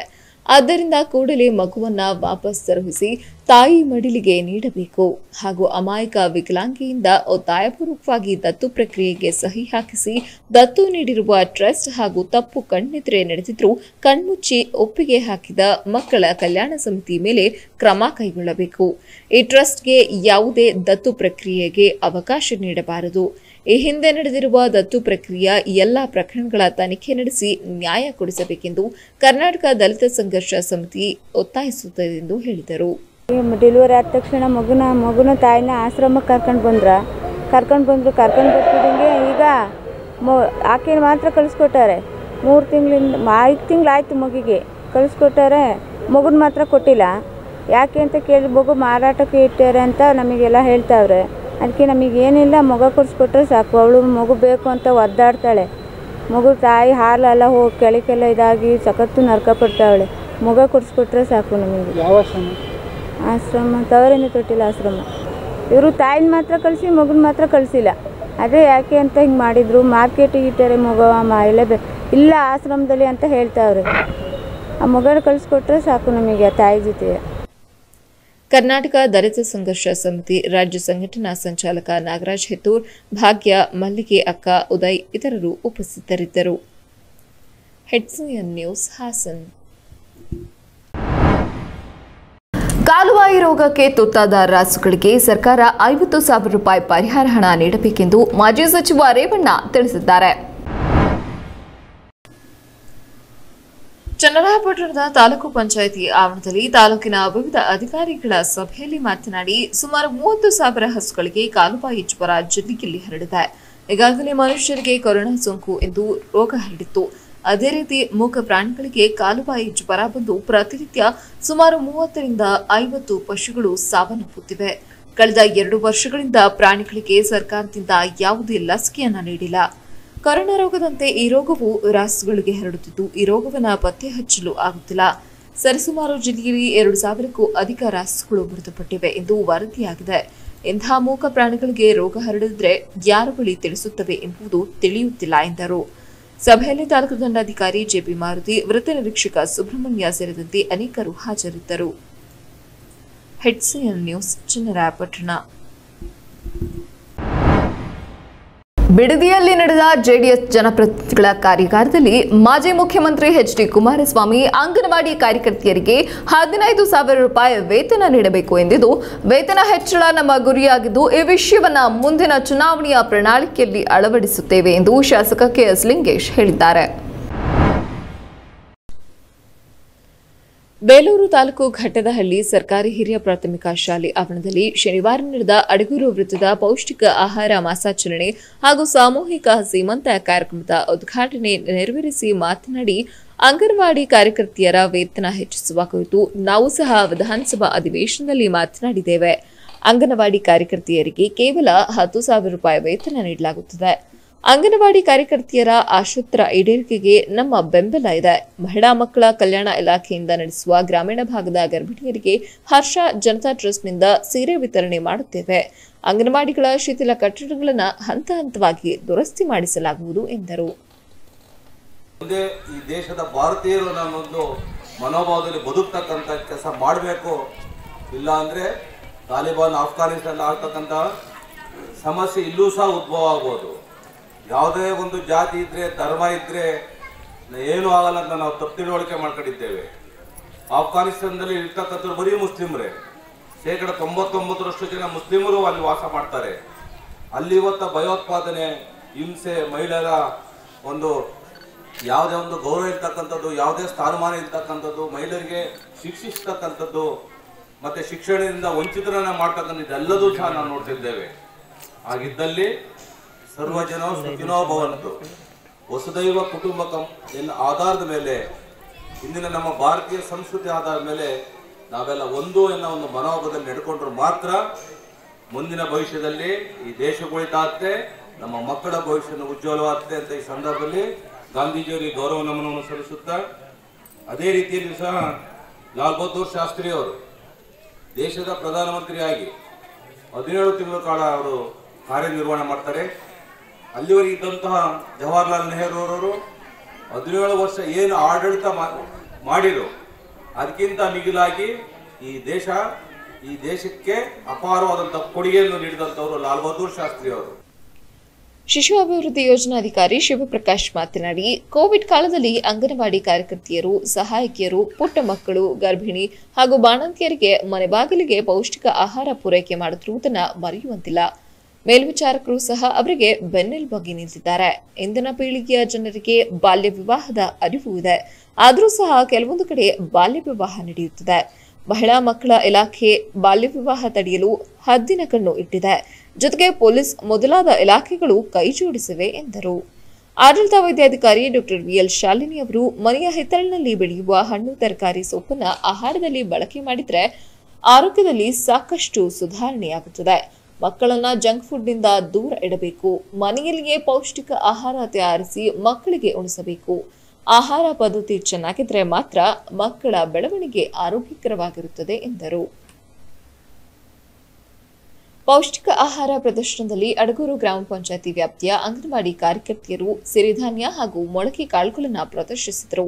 ಘಟ್ಟದಹಳ್ಳಿ ಗ್ರಾಮ ಪಂಚಾಯತಿಯ ಅಂಗನವಾಡಿ ಕಾರ್ಯಕರ್ತೆಯರು ಜಂಕ್ ಫುಡ್ನಿಂದ ಆಗುವ ದುಷ್ಪರಿಣಾಮ ಹಾಗೂ ಮಕ್ಕಳ ಬೆಳವಣಿಗೆಯ ವಿವಿಧ ಹಂತಗಳನ್ನು ಪ್ರದರ್ಶಿಸಿದರು. ದೊಡ್ಡಕೋಡಿಹಳ್ಳಿ ಕಾರ್ಯಕರ್ತೆಯರು ವಿವಿಧ ಬಗೆಯ ಸೊಪ್ಪಿನ ಪಲ್ಯಗಳನ್ನು ಜೋಡಿಸಿ ಉಪಯುಕ್ತತೆಯ ಕುರಿತು ಮಾಹಿತಿ ನೀಡಿದರು. ಗಂಗೂರು ಗ್ರಾಮ ಪಂಚಾಯತಿ ಕಾರ್ಯಕರ್ತೆಯರು ಹಣ್ಣುಗಳನ್ನು ಪ್ರದರ್ಶಿಸಿ ಹಣ್ಣುಗಳಲ್ಲಿರುವ ವಿಟಮಿನ್ಗಳ ಕುರಿತು ವಿವರಿಸಿದರು. ಗರ್ಭಿಣಿಯರಿಗೆ ಸೀಮಂತ ನೆರವೇರಿಸಲಾಯಿತು. ಪುಟ್ಟ ಮಕ್ಕಳಿಗೆ ಅನ್ನಪ್ರಾಶನ ನೆರವೇರಿಸಲಾಯಿತು. ಶಿಶು ಅಭಿವೃದ್ಧಿ ಯೋಜನಾಧಿಕಾರಿ ಶಿವಪ್ರಕಾಶ್, ತಾಲೂಕು ಪಂಚಾಯಿತಿ ಸದಸ್ಯ ಜೆಬಿ ರಂಗೇಗೌಡ, ಅಡಗೂರು ವೃತ್ತದ ಅಂಗನವಾಡಿ ಮೇಲ್ವಿಚಾರಕಿ ಮಮತಾ ಸೇರಿದಂತೆ ಅನೇಕರು ಹಾಜರಿದ್ದರು. HCN news Belur. ರಕ್ತದಾನ ಮಹಾದಾನ. ಜೀವನವನ್ನ ದಾನ ಮಾಡಲು ಸಾಧ್ಯವಿಲ್ಲ, ಆದರೆ ರಕ್ತದಾನ ಜೀವದಾನಕ್ಕೆ ಸಮಾನವಾದುದು ಎಂದು ಆಲೂರು ಬಿಜೆಪಿ ಹಿರಿಯ ಮುಖಂಡ ಡಾಕ್ಟರ್ ನಾರಾಯಣಸ್ವಾಮಿ ತಿಳಿಸಿದ್ದಾರೆ. ಆಲೂರು ಪಟ್ಟಣದ ಗಣಪತಿ ಪೆಂಡಾಲಿನಲ್ಲಿ ತಾಲೂಕು ಯುವ ಮೋರ್ಚಾ ವತಿಯಿಂದ ಪ್ರಧಾನಮಂತ್ರಿ ನರೇಂದ್ರ ಮೋದಿಜಿಯವರ 71ನೇ ಹುಟ್ಟುಹಬ್ಬದ ಪ್ರಯುಕ್ತ ಆಯೋಜಿಸಿದ್ದ ರಕ್ತದಾನ ಶಿಬಿರವನ್ನು ಉದ್ದೇಶಿಸಿ ಮಾತನಾಡಿದರು. ಸುಮಾರು 2 ವರ್ಷಗಳಿಂದ ಕೊರೋನಾ ಸೋಂಕಿನಿಂದ ಜನಸಾಮಾನ್ಯರು ಬಳಲಿದ್ದಾರೆ. ಇಂತಹ ಸಂದರ್ಭದಲ್ಲಿ ಪ್ರತಿಯೊಬ್ಬರಿಗೂ ರಕ್ತದ ಅವಶ್ಯಕತೆ ಇರುತ್ತದೆ. ಆದ್ದರಿಂದ ಜಿಲ್ಲಾ ಹಾಗೂ ತಾಲೂಕು ಬಿಜೆಪಿ ಯುವ ಮೋರ್ಚಾ ವತಿಯಿಂದ ದೇಶದ ಮಹಾನ್ ನಾಯಕರ ಹೆಸರಿನಲ್ಲಿ ರಕ್ತದಾನದಂತಹ ಮಹಾ ಕಾರ್ಯಕ್ರಮಗಳನ್ನು ಮಾಡುವುದರ ಮೂಲಕ ಅಸಂಖ್ಯಾತ ರೋಗಿಗಳಿಗೆ ನೆರವಾಗಿದ್ದಾರೆ. ರಕ್ತದಾನ ಮಾಡುವ ಇಚ್ಛಿಸುವವರು 15 ದಿನ ಮೊದಲು ಲಸಿಕೆ ಪಡೆಯಬೇಕು. ರಕ್ತದಾನ ಮಾಡುವುದರಿಂದ ಆರೋಗ್ಯದ ಮೇಲೆ ಯಾವುದೇ ಅಡ್ಡ ಪರಿಣಾಮ ಆಗುವುದಿಲ್ಲ. ಬಿಪಿ, ಶುಗರ್, ಕೊಲೆಸ್ಟ್ರಾಲ್ ಸೇರಿದಂತೆ ಇತರೆ ಕಾಯಿಲೆಗಳು ದೂರವಾಗುತ್ತದೆ ಎಂದರು. ಕೊಟ್ಟರೆ ಏನು ನಮಗೆ ಬೆನಿಫಿಟ್ ಅಂದರೆ, ರಕ್ತ ಕೊಟ್ಟರೆ ಖಂಡಿತವಾಗಲೂ ನಮ್ಮಲ್ಲಿ ಹೊಸ ರಕ್ತ ಉತ್ಪತ್ತಿ ಆಗುತ್ತೆ. ನಾವು ಒಂಥರ ಯಂಗ್ ಆ್ಯಂಡ್ ಎನರ್ಜೆಟಿಕ್ ಆಗ್ತೀವಿ. ನಮ್ಮಲ್ಲಿರುವಂಥ ಕೊಬ್ಬಿನಂಶ ಇರ್ಬೋದು, ನಮಗೆ ಮುಂದೆ ಹಾರ್ಟ್ ಅಟ್ಯಾಕ್ ಆಗುವಂಥ ಸಾಧ್ಯತೆಗಳು ಕಡಿಮೆ ಮಾಡುತ್ತೆ. ಸ್ಟ್ರೆಸ್ ಕಡಿಮೆ ಮಾಡುತ್ತೆ. ನಾವು ತುಂಬ ಸ್ಟ್ರೆಸ್ಗಳಿಂದ ನಲಿಗೋಗಿರ್ತೀವಲ್ಲ, ಆ ಸ್ಟ್ರೆಸ್ಸು ಸಹ ಈ ರಕ್ತ ಕೊಡೋದ್ರಿಂದ ಕಡಿಮೆ ಆಗುತ್ತೆ. ಕ್ಯಾನ್ಸರ್ ಬರೋ ಸಾಧ್ಯತೆಗಳು ಕಡಿಮೆ ಮಾಡುತ್ತೆ. ಕೊಲೆಸ್ಟ್ರಾಲ್ ಕಡಿಮೆ ಮಾಡುತ್ತೆ. ಟ್ರೈಗ್ಲಿಸರೈಡ್ಸ್ ಕಡಿಮೆ ಮಾಡುತ್ತೆ. BP ಕಡಿಮೆ ಮಾಡುತ್ತೆ. ಆಮೇಲೆ ಎಷ್ಟೋ ಕಾಯಿಲೆಗಳನ್ನ ಇದು ಬರೋದನ್ನು ತಡೆಗಟ್ಟುತ್ತೆ. ಆಮೇಲೆ ರಕ್ತನಾಳಗಳು ಎಪ್ಪುಕಟ್ಟೋದನ್ನು ತಡೆಗಟ್ಟುತ್ತೆ. ಅದರಿಂದ ಈ ರಕ್ತದಾನ ಮಾಡೋದ್ರಿಂದ ಖಂಡಿತವಾಗಲೂ ನಮ್ಮ ದೇಹಕ್ಕೂ ಒಳ್ಳೆಯದು. ಆಮೇಲೆ 3 ಜೀವಗಳನ್ನ ಉಳಿಸ್ಬೋದು. ಆಲೂರು ಕಟಾಯ ಮಂಡಳದ ಅಧ್ಯಕ್ಷ ಹರೀಶ್ ಮಾತನಾಡಿ, ಪ್ರಧಾನಮಂತ್ರಿ ನರೇಂದ್ರ ಮೋದಿಯವರ 71ನೇ ಹುಟ್ಟುಹಬ್ಬದ ಪ್ರಯುಕ್ತ ಬಿಜೆಪಿ ಯುವ ಮೋರ್ಚಾ ಕೊರೋನಾ ಸೋಂಕಿತರ ನೆರವಿಗಾಗಿ ರಕ್ತದಾನ ಮಾಡಲಾಗುತ್ತಿದೆ. ಇದೊಂದು ಒಳ್ಳೆಯ ಬೆಳವಣಿಗೆ. ಪ್ರಧಾನಮಂತ್ರಿ ನರೇಂದ್ರ ಮೋದಿಯವರು ಜನಪರ ಆಡಳಿತ ನೀಡುತ್ತಾ ಬಂದಿದ್ದು ಜನಸಾಮಾನ್ಯರ ಪ್ರೀತಿಗೆ ಪಾತ್ರರಾಗಿದ್ದಾರೆ. ಇಂಥ ನಾಯಕರ ಹೆಸರಿನಲ್ಲಿ ರಕ್ತದಾನ ಸೇರಿದಂತೆ ಇನ್ನಷ್ಟು ಕಾರ್ಯಕ್ರಮಗಳು ಆಗಲಿ ಎಂದರು. ಹಲವಾರು ಕಾರ್ಯಕ್ರಮಗಳನ್ನು ಹಮ್ಮಿಕೊಂಡಿದ್ದೇವೆ. ಆ ಕಾರ್ಯಕ್ರಮದಲ್ಲಿ ಇದು ಒಂದು ರಕ್ತದಾನ ಶಿಬಿರ ಕೂಡ ಒಂದು. ಇಡೀ ರಾಷ್ಟ್ರದಲ್ಲಿ ಎಲ್ಲ ಮಂಡಲದಲ್ಲೂ ಕೂಡ ಹಲವಾರು ಕಾರ್ಯಕ್ರಮಗಳನ್ನು ನಡೆಸಿಕೊಂಡು ಬರ್ತಾ ಇದ್ದೀವಿ. ಯಾಕೆ ಅಂತ ಹೇಳಿದರೆ, ಈ ಒಂದು ಸೇವೆ ಸಮರ್ಪಣೆ ಸಾರ್ಥಕವಾಗಬೇಕು. ಹುಟ್ಟಿದಬ್ಬ ಆಡಂಬರಕ್ಕೆ ಮಾಡುವಂಥದ್ದಲ್ಲ. ಇದು ಸಾರ್ವಜನಿಕವಾಗಿ, ನಾಗರಿಕವಾಗಿ ದೇಶದ ಜನಕ್ಕೆ ಉಪಯೋಗ ಆಗಬೇಕು. ಆ ಥರ ಒಂದು ಕಾರ್ಯಕ್ರಮವನ್ನು ನಮ್ಮ ಪಕ್ಷದಲ್ಲಿ ನಡೆಸಿಕೊಂಡು ಬರ್ತಾ ಇದ್ದೇವೆ. ಯಾಕೆ ಅಂತ ಹೇಳಿದರೆ, ಇಂಥ ಮಹಾತ್ಮರು ಒಂದು ಹುಟ್ಟಿದಬ್ಬವನ್ನು ಮಾಡೋದಕ್ಕೆ ನಾವು ಪುಣ್ಯವಂತರು. ಯಾಕೆ ಅಂತ ಹೇಳಿದರೆ, ಮೋದಿಜಿ ನಮ್ಮ ದೇಶದ ಒಬ್ಬ ವ್ಯಕ್ತಿಯಲ್ಲ, ಇಡೀ ದೇಶದ ಶಕ್ತಿ. ಯಾಕೆ ಅಂತ ಹೇಳಿದರೆ, ಇಂಥ ಪ್ರಧಾನಿಯನ್ನು ನಾವು ಪಡೆದಂಥವರು ನಾವೇ ಧನ್ಯರು. ಇಡೀ ಭಾರತದ ಪ್ರತಿಯೊಬ್ಬ ನಾಗರಿಕರು ಕೂಡ ಯೋಚನೆ ಮಾಡಬೇಕು. ಇವತ್ತು ದೇಶ ಉಳಿದಿದೆ ಅಂತ ಹೇಳಿದರೆ, ಅಭಿವೃದ್ಧಿ ಪಥದತ್ತ ಕಣ್ಣಾಯಿಸ್ತಾ ಇದೆ ಅಂತ ಹೇಳಿದರೆ, ಇಡೀ ವಿಶ್ವವೇ ತಿರುಗಿ ನೋಡ್ತಾ ಇದೆ ಅಂತ ಹೇಳಿದರೆ. ಕಾರ್ಯಕ್ರಮದಲ್ಲಿ 50ಕ್ಕೂ ಹೆಚ್ಚು ಕಾರ್ಯಕರ್ತರು ರಕ್ತದಾನ ಮಾಡಿದರು. HCN news Aluru. ಬೇಲೂರು ಪಟ್ಟಣದ ಬಿಕ್ಕೋಡು ರಸ್ತೆಯ ದರ್ಗಾ ಹಾಗೂ ಮುಂಭಾಗದ ಕಲ್ಯಾಣಿಯನ್ನ ಸ್ವಚ್ಛಗೊಳಿಸಲಾಯಿತು. ಈ ಬಗ್ಗೆ ಮಾಹಿತಿ ನೀಡಿದ ಸಾಮಾಜಿಕ ಹೋರಾಟಗಾರ ನೂರ್ ಅಹಮದ್ ಮಾತನಾಡಿ, ಅಕ್ಟೋಬರ್ 2 ಈ ದೇಶಕ್ಕೆ ಸ್ವಾತಂತ್ರ್ಯ ತಂದುಕೊಟ್ಟ ಮಹಾತ್ಮ ಗಾಂಧೀಜಿಯವರ ಹುಟ್ಟಿದ ಆಚರಣೆಯನ್ನ ನಾವು ಮತ್ತು ನಮ್ಮ ತಂಡದವರು ಸೇರಿ ಸುತ್ತಮುತ್ತಲ ಪರಿಸರದಲ್ಲಿ ಬಿಸಾಡಿದ ಕಸವನ್ನ ಹಾಯುವುದರ ಮೂಲಕ ಸ್ವಚ್ಛ ಭಾರತ್ ಹಾಗೂ ಸ್ವಚ್ಛ ಬೇಲೂರು ಎಂಬ ಘೋಷವಾಕ್ಯದಲ್ಲಿ ಸ್ವಚ್ಛಗೊಳಿಸಲಾಗಿದೆ ಎಂದರು. ಬೇಲೂರು ಪಟ್ಟಣದ ಬಿಕೋಡು ರಸ್ತೆಯಲ್ಲಿರುವ ಧಾರ್ಮಿಕ ದತ್ತಿ ಇಲಾಖೆಗೆ ಸೇರಿದ ಕಲ್ಯಾಣಿಯನ್ನ ಸ್ವಚ್ಛಗೊಳಿಸಿ ಶ್ರೀ ಚನ್ನಕೇಶವ ಸ್ವಾಮಿಯವರಿಗೆ ಹರಕೆಯ ರೂಪದಲ್ಲಿ ಮುಡಿಕೊಡಲು ಈ ಕಲ್ಯಾಣಿಗೆ ಬರುವ ಭಕ್ತರು ಸ್ನಾನ ಮಾಡಿದ ನಂತರ ಉಟ್ಟ ಬಟ್ಟೆಗಳನ್ನ ಅಲ್ಲೇ ಬಿಸಾಡಿ ಅರಿಶಿನ, ಕುಂಕುಮ, ತೆಂಗಿನಕಾಯಿ, ಪ್ಲಾಸ್ಟಿಕ್ ಇನ್ನಿತರ ವಸ್ತುಗಳನ್ನ ನೀರಿನಲ್ಲಿ ಬಿಡುವ ಸಂಪ್ರದಾಯವಿದ್ದು, ಮುಂದೊಂದು ದಿನ ಈ ಕಸ ಕಡ್ಡಿಗಳೆಲ್ಲ ಕಲ್ಯಾಣಿ ಒಳಗೆ ತುಂಬಿ ಜನರ ಆರೋಗ್ಯದ ಮೇಲೆ ತೀವ್ರತರವಾದ ಪರಿಣಾಮ ಬೀರುತ್ತದೆ. ಆದ್ದರಿಂದ ದಯಮಾಡಿ ಭಕ್ತಾದಿಗಳು ಕಸ ಕಡ್ಡಿಯನ್ನ ಎಲ್ಲೆಂದರಲ್ಲಿ ಹಾಕದೆ ಪುರಸಭೆ ವತಿಯಿಂದ ಇಟ್ಟಿರುವ ಡಸ್ಟ್ಬಿನ್ಗೆ ಹಾಕಬೇಕು. ನಮ್ಮ ಪರಿಸರವನ್ನ ನಾವೇ ಸ್ವಚ್ಛ ಮಾಡಿಕೊಳ್ಳಬೇಕು ಎಂದು ಸಾಮಾಜಿಕ ಹೋರಾಟಗಾರ ಮತ್ತು ಪತ್ರಕರ್ತ ನೂರ್ ಅಹಮದ್ ತಿಳಿಸಿದ್ದಾರೆ. ಈ ಸಂದರ್ಭದಲ್ಲಿ ಶಿಕ್ಷಕ ಸಂಪತ್, ಕೋಟೆ ಜಾಮಿಯಾ ಮಸೀದಿ ಅಧ್ಯಕ್ಷ ನಯಾಜ್ ಪಾಷಾ, ಮುಜೀಬ್ ಫಾಜಿಲ್ ಸೇರಿದಂತೆ ಅನೇಕರು ಹಾಜರಿದ್ದರು. ಹೆಡ್ಸಿಎನ್ ನ್ಯೂಸ್ ಬೇಲೂರು. ಹೆಡ್ಸಿಎನ್ ನ್ಯೂಸ್ನಲ್ಲಿ ಈಗ ಒಂದು ಚಿಕ್ಕ break.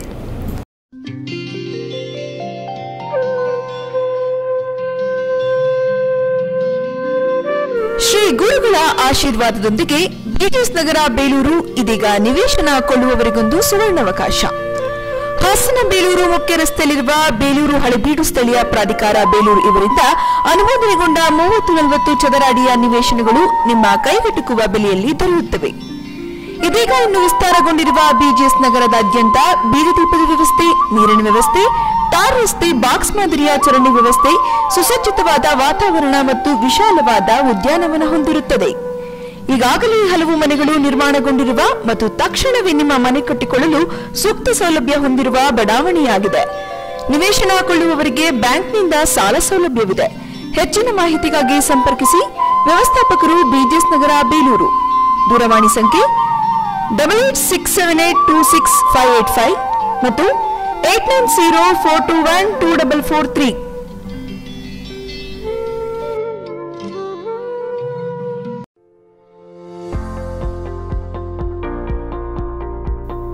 Kiran speciality hospital, Basaveshwara ಕಲ್ಯಾಣ ಮಂಟಪದ ಪಕ್ಕ, ಹೊಸಲೈನ್ ರಸ್ತೆ, ಹಾಸನ. ಕಿರಣ್ ಸ್ಪೆಷಾಲಿಟಿ ಆಸ್ಪತ್ರೆ ನೂತನವಾಗಿ ಪ್ರಾರಂಭವಾಗಿದ್ದು, ಖ್ಯಾತ ಮಕ್ಕಳ ತಜ್ಞರಾದ ಡಾಕ್ಟರ್ ಕಿರಣ್ ಕುಮಾರ್ ಮತ್ತು ಡಾಕ್ಟರ್ ವಿನುತಾ ಕಿರಣ್ ಪ್ರಸೂತಿ ಮತ್ತು ಸ್ತ್ರೀರೋಗ ತಜ್ಞರು.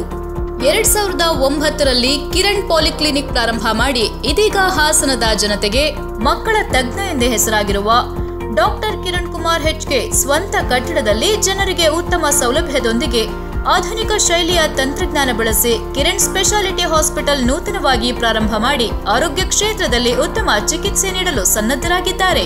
ಅತ್ಯುತ್ತಮ ವೈದ್ಯಕೀಯ ಸೇವೆಗಾಗಿ ಸಂಪರ್ಕಿಸಿ. ಬಸವೇಶ್ವರ ಕಲ್ಯಾಣ ಮಂಟಪದ ಪಕ್ಕ, ಹೊಸಲೈನ್ ರಸ್ತೆ, ಹಾಸನ. ಕರ್ನಾಟಕದಲ್ಲಿ ಸುಮಾರು 29 ಉತ್ತಮ ವಿದ್ಯಾಸಂಸ್ಥೆಗಳನ್ನು ಸ್ಥಾಪಿಸಿ ಮುನ್ನಡೆಸುತ್ತಿರುವ ದಿವಂಗತ ಡಾಕ್ಟರ್ MS ರಾಮಯ್ಯನವರ ಸಂಸ್ಥೆಯಿಂದ ನವಕೇಸ್ ಕಾಲೇಜ್ ಆಫ್ ಇಂಜಿನಿಯರಿಂಗ್ ಸಂಸ್ಥೆ ಹಾಸನದ ಸಮೀಪ ಕಂದಲಿಯಲ್ಲಿ ಸ್ಥಾಪಿತಗೊಂಡಿದೆ. ಇಲ್ಲಿ civil engineering, computer science and engineering, electronics and communication engineering ಮತ್ತು artificial intelligence and data science ಕೋರ್ಸ್ಗಳಿಗೆ ವಿದ್ಯಾಭ್ಯಾಸ ಮಾಡಲು ಅವಕಾಶ. ಸಂಪರ್ಕಿಸಿ Navkis college of engineering, Hassan. Hotel new star veg ಮತ್ತು non veg restaurant, Subhash square, Hassan. ಹಾಸನದಲ್ಲಿ ಸುಮಾರು 44 ವರ್ಷಗಳಿಂದ ಗ್ರಾಹಕರಿಗೆ ಉತ್ತಮ ಸೇವೆ ನೀಡುತ್ತಾ ಬಂದಿರುವ ಹೋಟೆಲ್ ನ್ಯೂ ಸ್ಟಾರ್. ಶುಚಿಗೆ ರುಚಿಗೆ ಮತ್ತೊಂದು ಹೆಸರು hotel new star, Subhash square, Hassan. Rajiv Ayurveda ವೈದ್ಯಕೀಯ ವಿಜ್ಞಾನಗಳ ಮಹಾವಿದ್ಯಾಲಯ. ವೈದ್ಯರಾಗಬೇಕೆಂಬ ಕನಸನ್ನ ಕಂಡ ವಿದ್ಯಾರ್ಥಿಗಳಿಗೆ ಪ್ರತಿಷ್ಠಿತ ವೈದ್ಯಕೀಯ ಸಂಸ್ಥೆಗಳಲ್ಲಿ ಒಂದಾದ ಹಾಸನದ BM ಬೈಪಾಸ್ ರಸ್ತೆಯಲ್ಲಿರುವ ರಾಜೀವ್ ಆಯುರ್ವೇದ ವೈದ್ಯಕೀಯ ವಿಜ್ಞಾನಗಳ ಮಹಾವಿದ್ಯಾಲಯ ಮತ್ತು ಸಂಶೋಧನಾ ಸಂಸ್ಥೆಯಲ್ಲಿ BAMS ಕೋರ್ಸ್ಗಳಿಗೆ ದಾಖಲಾತಿ ಪ್ರಾರಂಭವಾಗಿದೆ. ಉತ್ತಮ ಸುರಕ್ಷಿತ ವೈದ್ಯಕೀಯ ಸೇವೆಯನ್ನ ನೀಡಲು ಸಂಪೂರ್ಣವಾದ ಪ್ರಯತ್ನ ಮಾಡಿ ಡಾಕ್ಟರ್ ಸೌಮ್ಯಮಣಿ ಹಾಗೂ ಡಾಕ್ಟರ್ ಯತೀಶ್ ಕುಮಾರ್ 2007 ಮೇ ತಿಂಗಳಿನಲ್ಲಿ 30 ಹಾಸಿಗೆಗಳ ಮಲ್ಟಿ ಸ್ಪೆಷಾಲಿಟಿ ಆಸ್ಪತ್ರೆಯನ್ನ ಪ್ರಾರಂಭಿಸಿದ್ದರು. ಮೊದಲಿಗೆ ಹೆರಿಗೆ, ಸ್ತ್ರೀರೋಗ, ಮಕ್ಕಳ ವಿಭಾಗ, ಅರವಳಿಕೆ ವೈದ್ಯಕೀಯ ವಿಭಾಗ ಹಾಗೂ ಶಸ್ತ್ರಚಿಕಿತ್ಸಾ ವಿಭಾಗಗಳೊಂದಿಗೆ ಪ್ರಾರಂಭಿಸಲಾಯಿತು. ಎಂದೇ ನಿಮ್ಮ ಉತ್ತಮ ಆರೋಗ್ಯಕ್ಕೆ ಭೇಟಿ ಕೊಡಿ. ಮಣಿ ಸೂಪರ್ ಸ್ಪೆಷಾಲಿಟಿ ಆಸ್ಪತ್ರೆ ಹಾಗೂ ಸಂಶೋಧನಾ ಸಂಸ್ಥೆ, ಸಂಪಿಗೆ ರಸ್ತೆ, ಕೆಆರ್ಪುರಂ, ಹಾಸನ. ಯತೀಂದ್ರ ಪ್ಯಾರಾಮೆಡಿಕಲ್ ಕಾಲೇಜ್, ಹೇಮಾವತಿ ನಗರ, ಹಾಸನ. ನಮ್ಮಲ್ಲಿ ಹೆಲ್ತ್ ಇನ್ಸ್ಪೆಕ್ಟರ್, ಲ್ಯಾಬ್ ಟೆಕ್ನಿಷಿಯನ್, ಕಣ್ಣಿನ ಟೆಕ್ನಿಷಿಯನ್ ಡಿಪ್ಲೊಮಾ ಕೋರ್ಸ್ಗಳಿವೆ. 2020-21ನೇ ಸಾಲಿನ ದಾಖಲಾತಿ ಪ್ರಾರಂಭವಾಗಿದೆ. ಹೆಚ್ಚಿನ ಮಾಹಿತಿಗಾಗಿ ಸಂಪರ್ಕಿಸಿ ಯತೀಂದ್ರ ಪ್ಯಾರಾಮೆಡಿಕಲ್ ಕಾಲೇಜ್, ಹೇಮಾವತಿ ನಗರ, ಹಾಸನ. ಎಸ್ಎಸ್ಎಲ್ಸಿ ಮತ್ತು ಪಿಯುಸಿ ನಂತರ ಮುಂದೆ ಏನು ಓದಬೇಕು, ಯಾವ ಕೋರ್ಸ್ ಮಾಡಿದ್ರೆ ಸುಲಭವಾಗಿ ಕೆಲಸ ಸಿಗುತ್ತದೆ ಎಂದು ಯೋಚಿಸುತ್ತಿದ್ದೀರಾ? ಹಾಗಾದ್ರೆ ನಿಮ್ಮ ಉಜ್ವಲ ಭವಿಷ್ಯಕ್ಕಾಗಿ ರಾಜೀವ್ ಫಿಸಿಯೋಥೆರಪಿ ಕಾಲೇಜ್ ಮತ್ತು ರಾಜೀವ್ ಅಲೈಡ್ ಹೆಲ್ತ್ ಸೈನ್ಸಸ್ ಕಾಲೇಜಿನಲ್ಲಿ ದಾಖಲಾತಿ ಪಡೆದುಕೊಳ್ಳಿ. ಹೆಚ್ಚಿನ ಮಾಹಿತಿ ಹಾಗೂ ದಾಖಲಾತಿಗಾಗಿ ಸಂಪರ್ಕಿಸಿ ರಾಜೀವ್ ಫಿಸಿಯೋಥೆರಪಿ ಕಾಲೇಜ್ ಮತ್ತು Rajiv allied health sciences college, Rajiv ಆಸ್ಪತ್ರೆ ಹಿಂಭಾಗ, ಕೆಆರ್ಪುರಂ, ಹಾಸನ. ಕಷ್ಟಪಟ್ಟು ಹಣ ಕೂಡಿಸಿ ಒಡವೆ ಮಾಡಿಸಿರ್ತೀರಿ. ಮಕ್ಕಳ ಉನ್ನತಾಭ್ಯಾಸಕ್ಕೋ ಅವರ ಮದುವೆಗೋ ಇಲ್ಲ ಯಾವುದಾದ್ರೂ ಆರೋಗ್ಯ ಸಮಸ್ಯೆಗೋ ಹಣ ಬೇಕಾದಾಗ ಆ ಚಿನ್ನವನ್ನ ಮಾರೋಕೆ ಅಂತ ಹೋದ್ರೆ ಬೇಕಾಬಿಟ್ಟಿ ಬೆಲೆ ಕೇಳ್ತಾರೆ ಅನ್ನೋ ಚಿಂತೆಲಿದ್ದೀರಾ? ಇನ್ನು ಮೇಲೆ ಆ ಚಿಂತೆ ಮಾಡೋ ಪ್ರಮೇಯನೇ ಇಲ್ಲ. ಹಿಂದೆ ಹಿಂದೂಸ್ತಾನ್ ಗೋಲ್ಡ್ ಕಂಪನಿಗೆ ಬನ್ನಿ. ನಿಮ್ಮಲ್ಲಿರೋ ಹಳೆ ಚಿನ್ನ ಆಗ್ಲಿ ಅಥವಾ ನೀವ್ ಅಡ ಇಟ್ಟಿರೋ ಚಿನ್ನ ಆಗ್ಲಿ ತಕ್ಷಣ ಬಿಡಿಸಿ ಇಂದಿನ ಆನ್ಲೈನ್ ಬೆಲೆಗೆ ಕೊಂಡುಕೊಂಡು ಕೂಡ್ಲೆ ಬಾಕಿ ಹಣವನ್ನ ನಿಮ್ಮ ಕೈಗಿಡ್ತಾರೆ. ನಿಮ್ಮ ಕನಸಿನ ಸಾಕಾರಕ್ಕೆ ಜೊತೆಯಾಗ್ತಾರೆ. ಹಿಂದೂಸ್ತಾನ್ ಗೋಲ್ಡ್ ಕಂಪನಿ, ಇದು ನಿಮ್ಮ company. Hindustan Gold Company. It's your company. ಹಾಸನದ ಹೆಸರಾಂತ ಹೋಂಡಾ ದ್ವಿಚಕ್ರ ವಾಹನಗಳ ಏಕೈಕ showroom Hoysala Honda. Hoysala Honda, Prithvi theatre ಎದುರು, ಬಿಎಂ ರಸ್ತೆ, ಹಾಸನ. ನಮ್ಮಲ್ಲಿ Honda Activa 6G, Dio, Activa 125, Grazia ಸ್ಕೂಟರ್ಗಳು ಮತ್ತು CB Shine 125, SP 125, Unicorn, X Blade, Livo ಮತ್ತು CD 110 ಮೋಟಾರ್ ಸೈಕಲ್ಗಳು ದೊರೆಯುತ್ತವೆ. ಮಂಗಳ ಆಸ್ಪತ್ರೆ, ಮಂಗಳ ಆಸ್ಪತ್ರೆ. ಹಾಸನದ ಪ್ರತಿಷ್ಠಿತ ಆಸ್ಪತ್ರೆಗಳಲ್ಲಿ ಒಂದಾದ ಮಂಗಳ ಆಸ್ಪತ್ರೆಯು ಕರ್ನಾಟಕ ರಾಜ್ಯದಲ್ಲಿ 15ನೇ ಸ್ಥಾನ ಪಡೆದು ಹಾಸನದ ಹಿರಿಮೆಯನ್ನು ಹೆಚ್ಚಿಸಿದ ಮಂಗಳ ಆಸ್ಪತ್ರೆಯ ವ್ಯವಸ್ಥಾಪಕರಾದ ಡಾಕ್ಟರ್ ಅಶೋಕ್ ಗೌಡರ ಸಾರಥ್ಯದಲ್ಲಿ ಇದೀಗ ಮಲ್ಟಿ ಸ್ಪೆಷಾಲಿಟಿ ಆಸ್ಪತ್ರೆಯಾಗಿ ಕಾರ್ಯನಿರ್ವಹಿಸುತ್ತಿದ್ದು ಹಾಸನ ಜಿಲ್ಲೆಯ ಏಕೈಕ NABH ಆಸ್ಪತ್ರೆಯಾಗಿದೆ. ಶ್ರೀಸಾಮಾನ್ಯರಿಗೂ ಉತ್ತಮ ಸೇವೆ, 24 ಗಂಟೆಗಳ ಚಿಕಿತ್ಸಾ ಸೌಲಭ್ಯವಿದೆ. ಮಾಹಿತಿಗಾಗಿ ಸಂಪರ್ಕಿಸಿ ಮಂಗಳ ಆಸ್ಪತ್ರೆ. ರಾಜೀವ್ ತಾಂತ್ರಿಕ ಮಹಾವಿದ್ಯಾಲಯ, ಇಂಜಿನಿಯರಿಂಗ್ ಓದ ಬಯಸುವ ವಿದ್ಯಾರ್ಥಿಗಳಿಗೆ ಸುವರ್ಣಾವಕಾಶ. ಅಚ್ಚ ಹಸುರಾದ ವಿಸ್ತಾರವಾದ ಕ್ಯಾಂಪಸ್ನಿಂದ ಕಂಗೊಳಿಸುತ್ತಿರುವ ರಾಜೀವ್ ತಾಂತ್ರಿಕ ಮಹಾವಿದ್ಯಾಲಯವು ಸುಮಾರು 12 ವರ್ಷಗಳಿಂದಲೂ ಅವಿರತವಾಗಿ ಸಮಾಜಕ್ಕೆ ಶಿಕ್ಷಣ ಕ್ಷೇತ್ರದಲ್ಲಿ ತನ್ನ ಅಭೂತಪೂರ್ವ ಕೊಡುಗೆಯನ್ನ ನೀಡುತ್ತಾ ಬಂದಿದೆ. ಸ್ಥಾಪಕ ಅಧ್ಯಕ್ಷರಾದ ಡಾಕ್ಟರ್ ವಿ ರಾಜೀವ್ ಅವರ ಮುಂದಾಳತ್ವದಲ್ಲಿ ಮೊದಲುಗೊಂಡು ವಿದ್ಯಾಲಯವು ವಿಟಿಯು ಮತ್ತು ಎಐಸಿಟಿಯ ಎಲ್ಲ ಮಾನ್ಯತೆಯನ್ನ ಒಳಗೊಂಡಿದೆ. ಹಿಂದೆ ಸಂಪರ್ಕಿಸಿ ರಾಜೀವ್ ತಾಂತ್ರಿಕ ಮಹಾವಿದ್ಯಾಲಯ, ಶರತ್ ಚಂದ್ರ ಎಜುಕೇಶನ್ ಟ್ರಸ್ಟ್, ಹಾಸನ. ಇದರ ವ್ಯಾಪ್ತಿಯಲ್ಲಿ ಬರುವ ಸಗೇಶಿಯಸ್ ಇಂಟರ್ನ್ಯಾಷನಲ್ ಸ್ಕೂಲ್ ಮತ್ತು ಸಗೇಶಿಯಸ್ ಪದವಿ ಪೂರ್ವ college, ward number 35, Sagacious circle, Bommanayakanahalli, Hassan.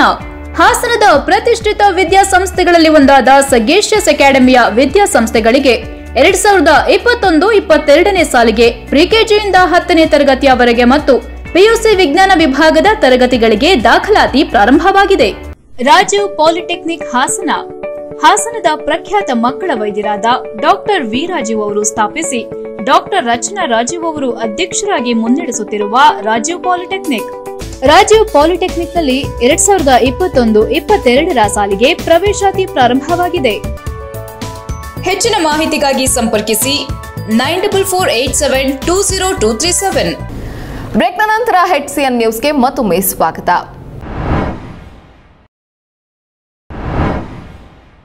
ಈಗ ಸಂಕ್ಷಿಪ್ತ ಸುದ್ದಿಗಳು. ಅರಕಲಗೂಡು ಅರಣ್ಯ ಇಲಾಖೆ ವತಿಯಿಂದ ವನ್ಯಜೀವಿ ಸಪ್ತಾಹ 2021 ಕಾರ್ಯಕ್ರಮ ನಡೆಸಲಾಯಿತು.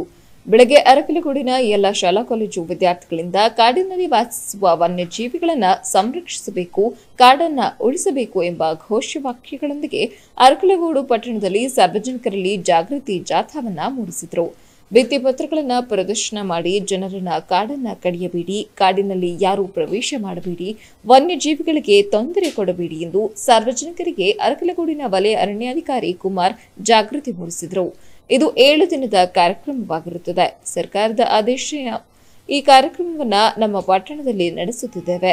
ಸಾರ್ವಜನಿಕರೆಲ್ಲರೂ ಇದಕ್ಕೆ ಸಹಕಾರ ಕೊಡಬೇಕು ಎಂದರು. 7ನೇ ವನ್ಯಜೀವಿ ಸಪ್ತಾಹದ ಆಚರಣೆ ಅಂಗವಾಗಿ ಶಾಲಾ ವಿದ್ಯಾರ್ಥಿಗಳಿಂದ ಜಾಥಾ ಕಾರ್ಯಕ್ರಮ ಹಮ್ಮಿಕೊಂಡಿದ್ವಿ. ಈ ಜಾಥಾ ಮುಖ್ಯ ಉದ್ದೇಶ ಏನಂದರೆ ಸಾರ್ವಜನಿಕರಲ್ಲಿ ಅರಿವು ಮೂಡಿಸುವಂಥ ಕಾರ್ಯಕ್ರಮ. ಇದರಲ್ಲಿ ಹೆಚ್ಚಿನ ಸಂಖ್ಯೆಯಲ್ಲಿ ವಿದ್ಯಾರ್ಥಿಗಳು ಭಾಗವಹಿಸಿರ್ತಾರೆ. ಅವ್ರಿಗೆಲ್ಲ ನಾನು ಧನ್ಯವಾದ ತಿಳಿಸ್ತಾ ಈ ವನ್ಯಜೀವಿ ಸಪ್ತಾಹ ಯಶಸ್ವಿಯಾಗಿ ಮಾಡಿಕೊಟ್ಟಿದ್ದಾರೆ. ಅವ್ರಿಗೆಲ್ಲ ನಾನು ಧನ್ಯವಾದ ತಿಳಿಸ್ತೀನಿ. ಜೊತೆಗೆ ಫಾರೆಸ್ಟ್ ಶಂಕರ್ ಮತ್ತು ಅರಣ್ಯ ಇಲಾಖೆಯ ಎಲ್ಲ ಸಿಬ್ಬಂದಿ ವರ್ಗದವರು ಹಾಜರಿದ್ದರು. HCN news Arakalagudu.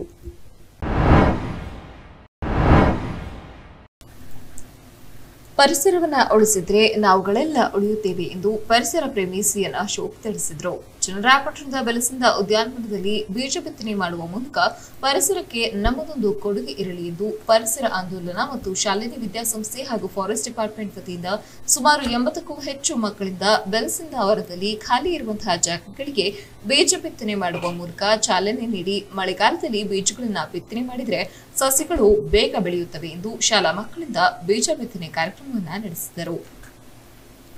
ನಂತರ ಮಾಧ್ಯಮದವರೊಂದಿಗೆ ಮಾತನಾಡಿದ ಜನ ಅಶೋಕ್, ಕಳೆದ 25 ವರ್ಷಗಳಿಂದ ಬೀಜ ಬಿತ್ತನೆ ಕಾರ್ಯವನ್ನು ಮಾಡಿಕೊಂಡು ಬಂದಿದ್ದೇವೆ. ಪ್ರತಿ ಹಳ್ಳಿಗಳಲ್ಲೂ ಸಹ ನಿಮ್ಮ ತೋಟದ ಖಾಲಿ ಜಾಗದಲ್ಲಿ ಗಿಡಗಳನ್ನು ನೆಟ್ಟರೆ ಪರಿಸರ ಮಾಲಿನ್ಯ ತಡೆಗಟ್ಟಬಹುದು. ನಮಗೆ ಆಕ್ಸಿಜನ್ ಕೊರತೆಗಳು ಹೆಚ್ಚಾಗುತ್ತಿವೆ. ಹಾಗಾಗಿ ಕೊರೋನಾ ಇಂತಹ ಮಹಾಮಾರಿ ಬಂದಾಗ ಆಕ್ಸಿಜನ್ಗೋಸ್ಕರ ಪರದಾಡುವಂತಹ ಪರಿಸ್ಥಿತಿ ಉಂಟಾಗಿದೆ. ಹಾಗಾಗಿ ಪ್ರತಿಯೊಬ್ಬರಿಗೂ ಇದರ ಬಗ್ಗೆ ಗಮನ ಹರಿಸಿ ಗಿಡ ನೆಡುವ ಮೂಲಕ ಪರಿಸರವನ್ನು ಉಳಿಸಿಕೊಳ್ಳಬೇಕಾಗಿದೆ ಎಂದು ತಿಳಿಸಿದರು. ಕಾರ್ಯಕ್ರಮಕ್ಕೆ ಶಾಸಕ ಸಿಎನ್ ಬಾಲಕೃಷ್ಣ ಚಾಲನೆ ನೀಡಿದರು. HCN news Channarayapatna. ಪಟ್ಟಣದ ಬೆಲಸಿಂದ ಶ್ರೀವನದಲ್ಲಿ ಕಳೆದ 25 ವರ್ಷಗಳಿಂದ ಕೂಡ ಬೀಜ ಬಿತ್ತನೆ ಕಾರ್ಯಕ್ರಮವನ್ನು ಮಾಡ್ತಾ ಬಂದಿದ್ದೀವಿ. ಬಹುಶಃ ನಾವು ನೆಟ್ಟಂಥ ಬೀಜ ದೊಡ್ಡ ಮರಗಳಾಗಿವೆ. ಬೇವಿನ ಮರ ಇರ್ಬೋದು, ಗಂಧದ ಮರ ಇರ್ಬೋದು, ಹೊಂಗೆ ಮರ ಇರ್ಬೋದು, ಈ ಥರದ ಹಲವು ಬೀಜಗಳನ್ನ ಹಾಕಿದ್ದು ಅವೆಲ್ಲ ಇವತ್ತು ಎಮ್ಮರವಾಗಿ ಬೆಳೀತಾ ಇದೆ. ಆಕ್ಸಿಜನ್ ಕೊಡ್ತಾ ಇದೆ, ಇಂಗಾಲ ಡೈಆಕ್ಸೈಡ್ನ ಹೀರ್ಕೊತಾ ಇದೆ. ಇವರಿಗೆ ಒಂದು ಕಳಶಪ್ರಾಯವಾಗ್ತಾಯಿದೆ. ಅದರಿಂದ ಇವತ್ತು ಕೂಡ ನಾವು ಸುಮಾರು ಒಂದು 10 ಜಾತಿಯ ಬೀಜಗಳನ್ನ ಹಾಕ್ತಾಯಿದ್ದೀವಿ. ಬೀಟೆ, ಹೊನ್ನೆ, ಗಂಧದ ಮರ, ಗಂಧದ ಬೀಜ, ಆಮೇಲೆ ಬುಗುರಿಗೆ ಬೀಜ, ಆಮೇಲೆ ಗಂಧ, ಈಗ ಸುಮಾರು ಒಂದು 10-12 ಥರದ ಬೀಜಗಳನ್ನ ಹಾಕ್ತಾಯಿದ್ದೀವಿ. ಬಹುಶಃ ಕಾಡುಗಳಲ್ಲಿ ಯಾರು ಕೂಡ ಗಿಡ ನೆಡಕ್ಕೆ ಹೋಗಲ್ಲ. ಸಾಮಾನ್ಯ ಬೀಜ ಪ್ರಸರಣದಿಂದಲೇ ಕಾಡುಗಳನ್ನ ಉಗಮ ಹಾಕಕ್ಕೆ ಸಾಧ್ಯ. ಬಹುಶಃ ಈ ನಿಟ್ಟಿನಲ್ಲಿ ಬಾವಲಿಗಳು, ಮಂಗಗಳು, ಇರುವೆಗಳು ಇವೆಲ್ಲ ಕೂಡ ಬೀಜ ಪ್ರಸರಣದಲ್ಲಿ ಕೆಲಸ ಮಾಡ್ತವೆ. ಬಹುಶಃ ನಾವು ಕೂಡ ಅವುಗಳಿಂದ ಕಲಿಬೇಕಾಗಿದೆ. ಅವುಗಳು ಮಾಡೋ ಕೆಲಸನ ಇವತ್ತು ನಾವು ಮಾಡೋದು ಅವಶ್ಯಕತೆ ಇದೆ. ಯಾಕಂದರೆ ಕಾಡುಗಳು ಉಳಿದ್ರೆ ನಾವೆಲ್ಲ ಉಳಿಯೋಕ್ಕೆ ಸಾಧ್ಯ. ಚನ್ನರಾಯಪಟ್ಟಣ ಹೈವೇ ರಸ್ತೆಯಲ್ಲಿದೆ. ಸಾವಿರಾರು ಲಕ್ಷಾಂತರ ಮೋಟಾರ್ ವಾಹನಗಳು ಓಡಾಡ್ತವೆ. ಇಂಥ ಜಾಗದಲ್ಲಿ ಇವತ್ತು ಸುಂದರವಾದ ಕಾಡು 280 ಎಕರೆ ಕಾಡು ನಿರ್ಮಾಣ ಆಗಿರೋದು ತುಂಬ ಖುಷಿ ಅಂತ. ನಮ್ಮ ಕಾಂಟ್ರಿಬ್ಯೂಷನ್ ಕೂಡ ತುಂಬ ಇದೆ. 25 ವರ್ಷದಿಂದಲೂ ಕೂಡ ಬೀಜ ಬಿತ್ತನೆ ಕಾರ್ಯಕ್ರಮ ಹಾಕೊಂಡು ಮಾಡ್ತಾ ಇದ್ದೀವಿ. ನಮ್ಮ ಭೂಮಿ ಉಳಿಸಿ ಆಂದೋಲನ ಮತ್ತು ಮಕ್ಕಳ ಸಾಹಿತ್ಯ ಪರಿಷತ್ ಶಾಲೆ ವಿದ್ಯಾಸಂಸ್ಥೆ ವತಿಯಿಂದ ಪ್ರತಿ ವರ್ಷನೂ ಕೂಡ ಮಾಡ್ತಾ ಬಂದಿದ್ದೀವಿ. ಕೊನೆಯಲ್ಲಿ ಮತ್ತೊಮ್ಮೆ ಮುಖ್ಯಾಂಶಗಳು. ಮತಾಂತರದ ಬಗ್ಗೆ ಶಾಸಕ ಗುಳಿಹಟ್ಟಿ ಶೇಖರ್ ಹೇಳಿಕೆ ಸುಳ್ಳು ಎಂದು ಖಂಡಿಸಿದ ಹಾಸನ ಜಿಲ್ಲಾ ಕ್ರೈಸ್ತರ ಹಿತರಕ್ಷಣಾ ವೇದಿಕೆ. ಬಿಜೆಪಿ ನಾಯಕರ ಹೇಳಿಕೆಯಿಂದ ಹೆಚ್ಚಳವಾದ ದಾಳಿಗಳು, ಮುಖಂಡರ ಆರೋಪ. ದಿವ್ಯಾಂಗ ತಾಯಿಯಿಂದ ಮಗುವನ್ನ ಬೇರ್ಪಡಿಸಿದ ಟ್ರಸ್ಟ್, ದತ್ತು ನೀಡಲು ಒಪ್ಪಿಗೆ ನೀಡಿರುವ ಮಕ್ಕಳ ಕಲ್ಯಾಣ ಸಮಿತಿ. ಅವ್ಯವಹಾರದಲ್ಲಿ ಭಾಗಿಯಾದವರ ಬಗ್ಗೆ ತನಿಖೆಗೆ ಕರ್ನಾಟಕ ದಲಿತ ಸಂಘರ್ಷ ಸಮಿತಿ ಆಗ್ರಹ. ಮೇಕೆದಾಟು ಪ್ರದೇಶ 100 ಟಿಎಂಸಿ ನೀರು ಸಂಗ್ರಹದ ಅಣೆಕಟ್ಟು ಕಟ್ಟಲು ಸೂಕ್ತ ಸ್ಥಳ. ಈ ಯೋಜನೆಯಿಂದ 2 ರಾಜ್ಯಗಳ ಜಲ ವಿವಾದ ಅಂತ್ಯ. ನೀರಾವರಿ ತಜ್ಞ ಬಿಇ ಯೋಗೇಂದ್ರ ಅಭಿಪ್ರಾಯ. ಇಷ್ಟೊತ್ತು ನೀವು ನೋಡಿದ್ದು ಹಾಸನದ ಸುದ್ದಿ ಅಂದ್ರೆ HCN ನ್ಯೂಸ್.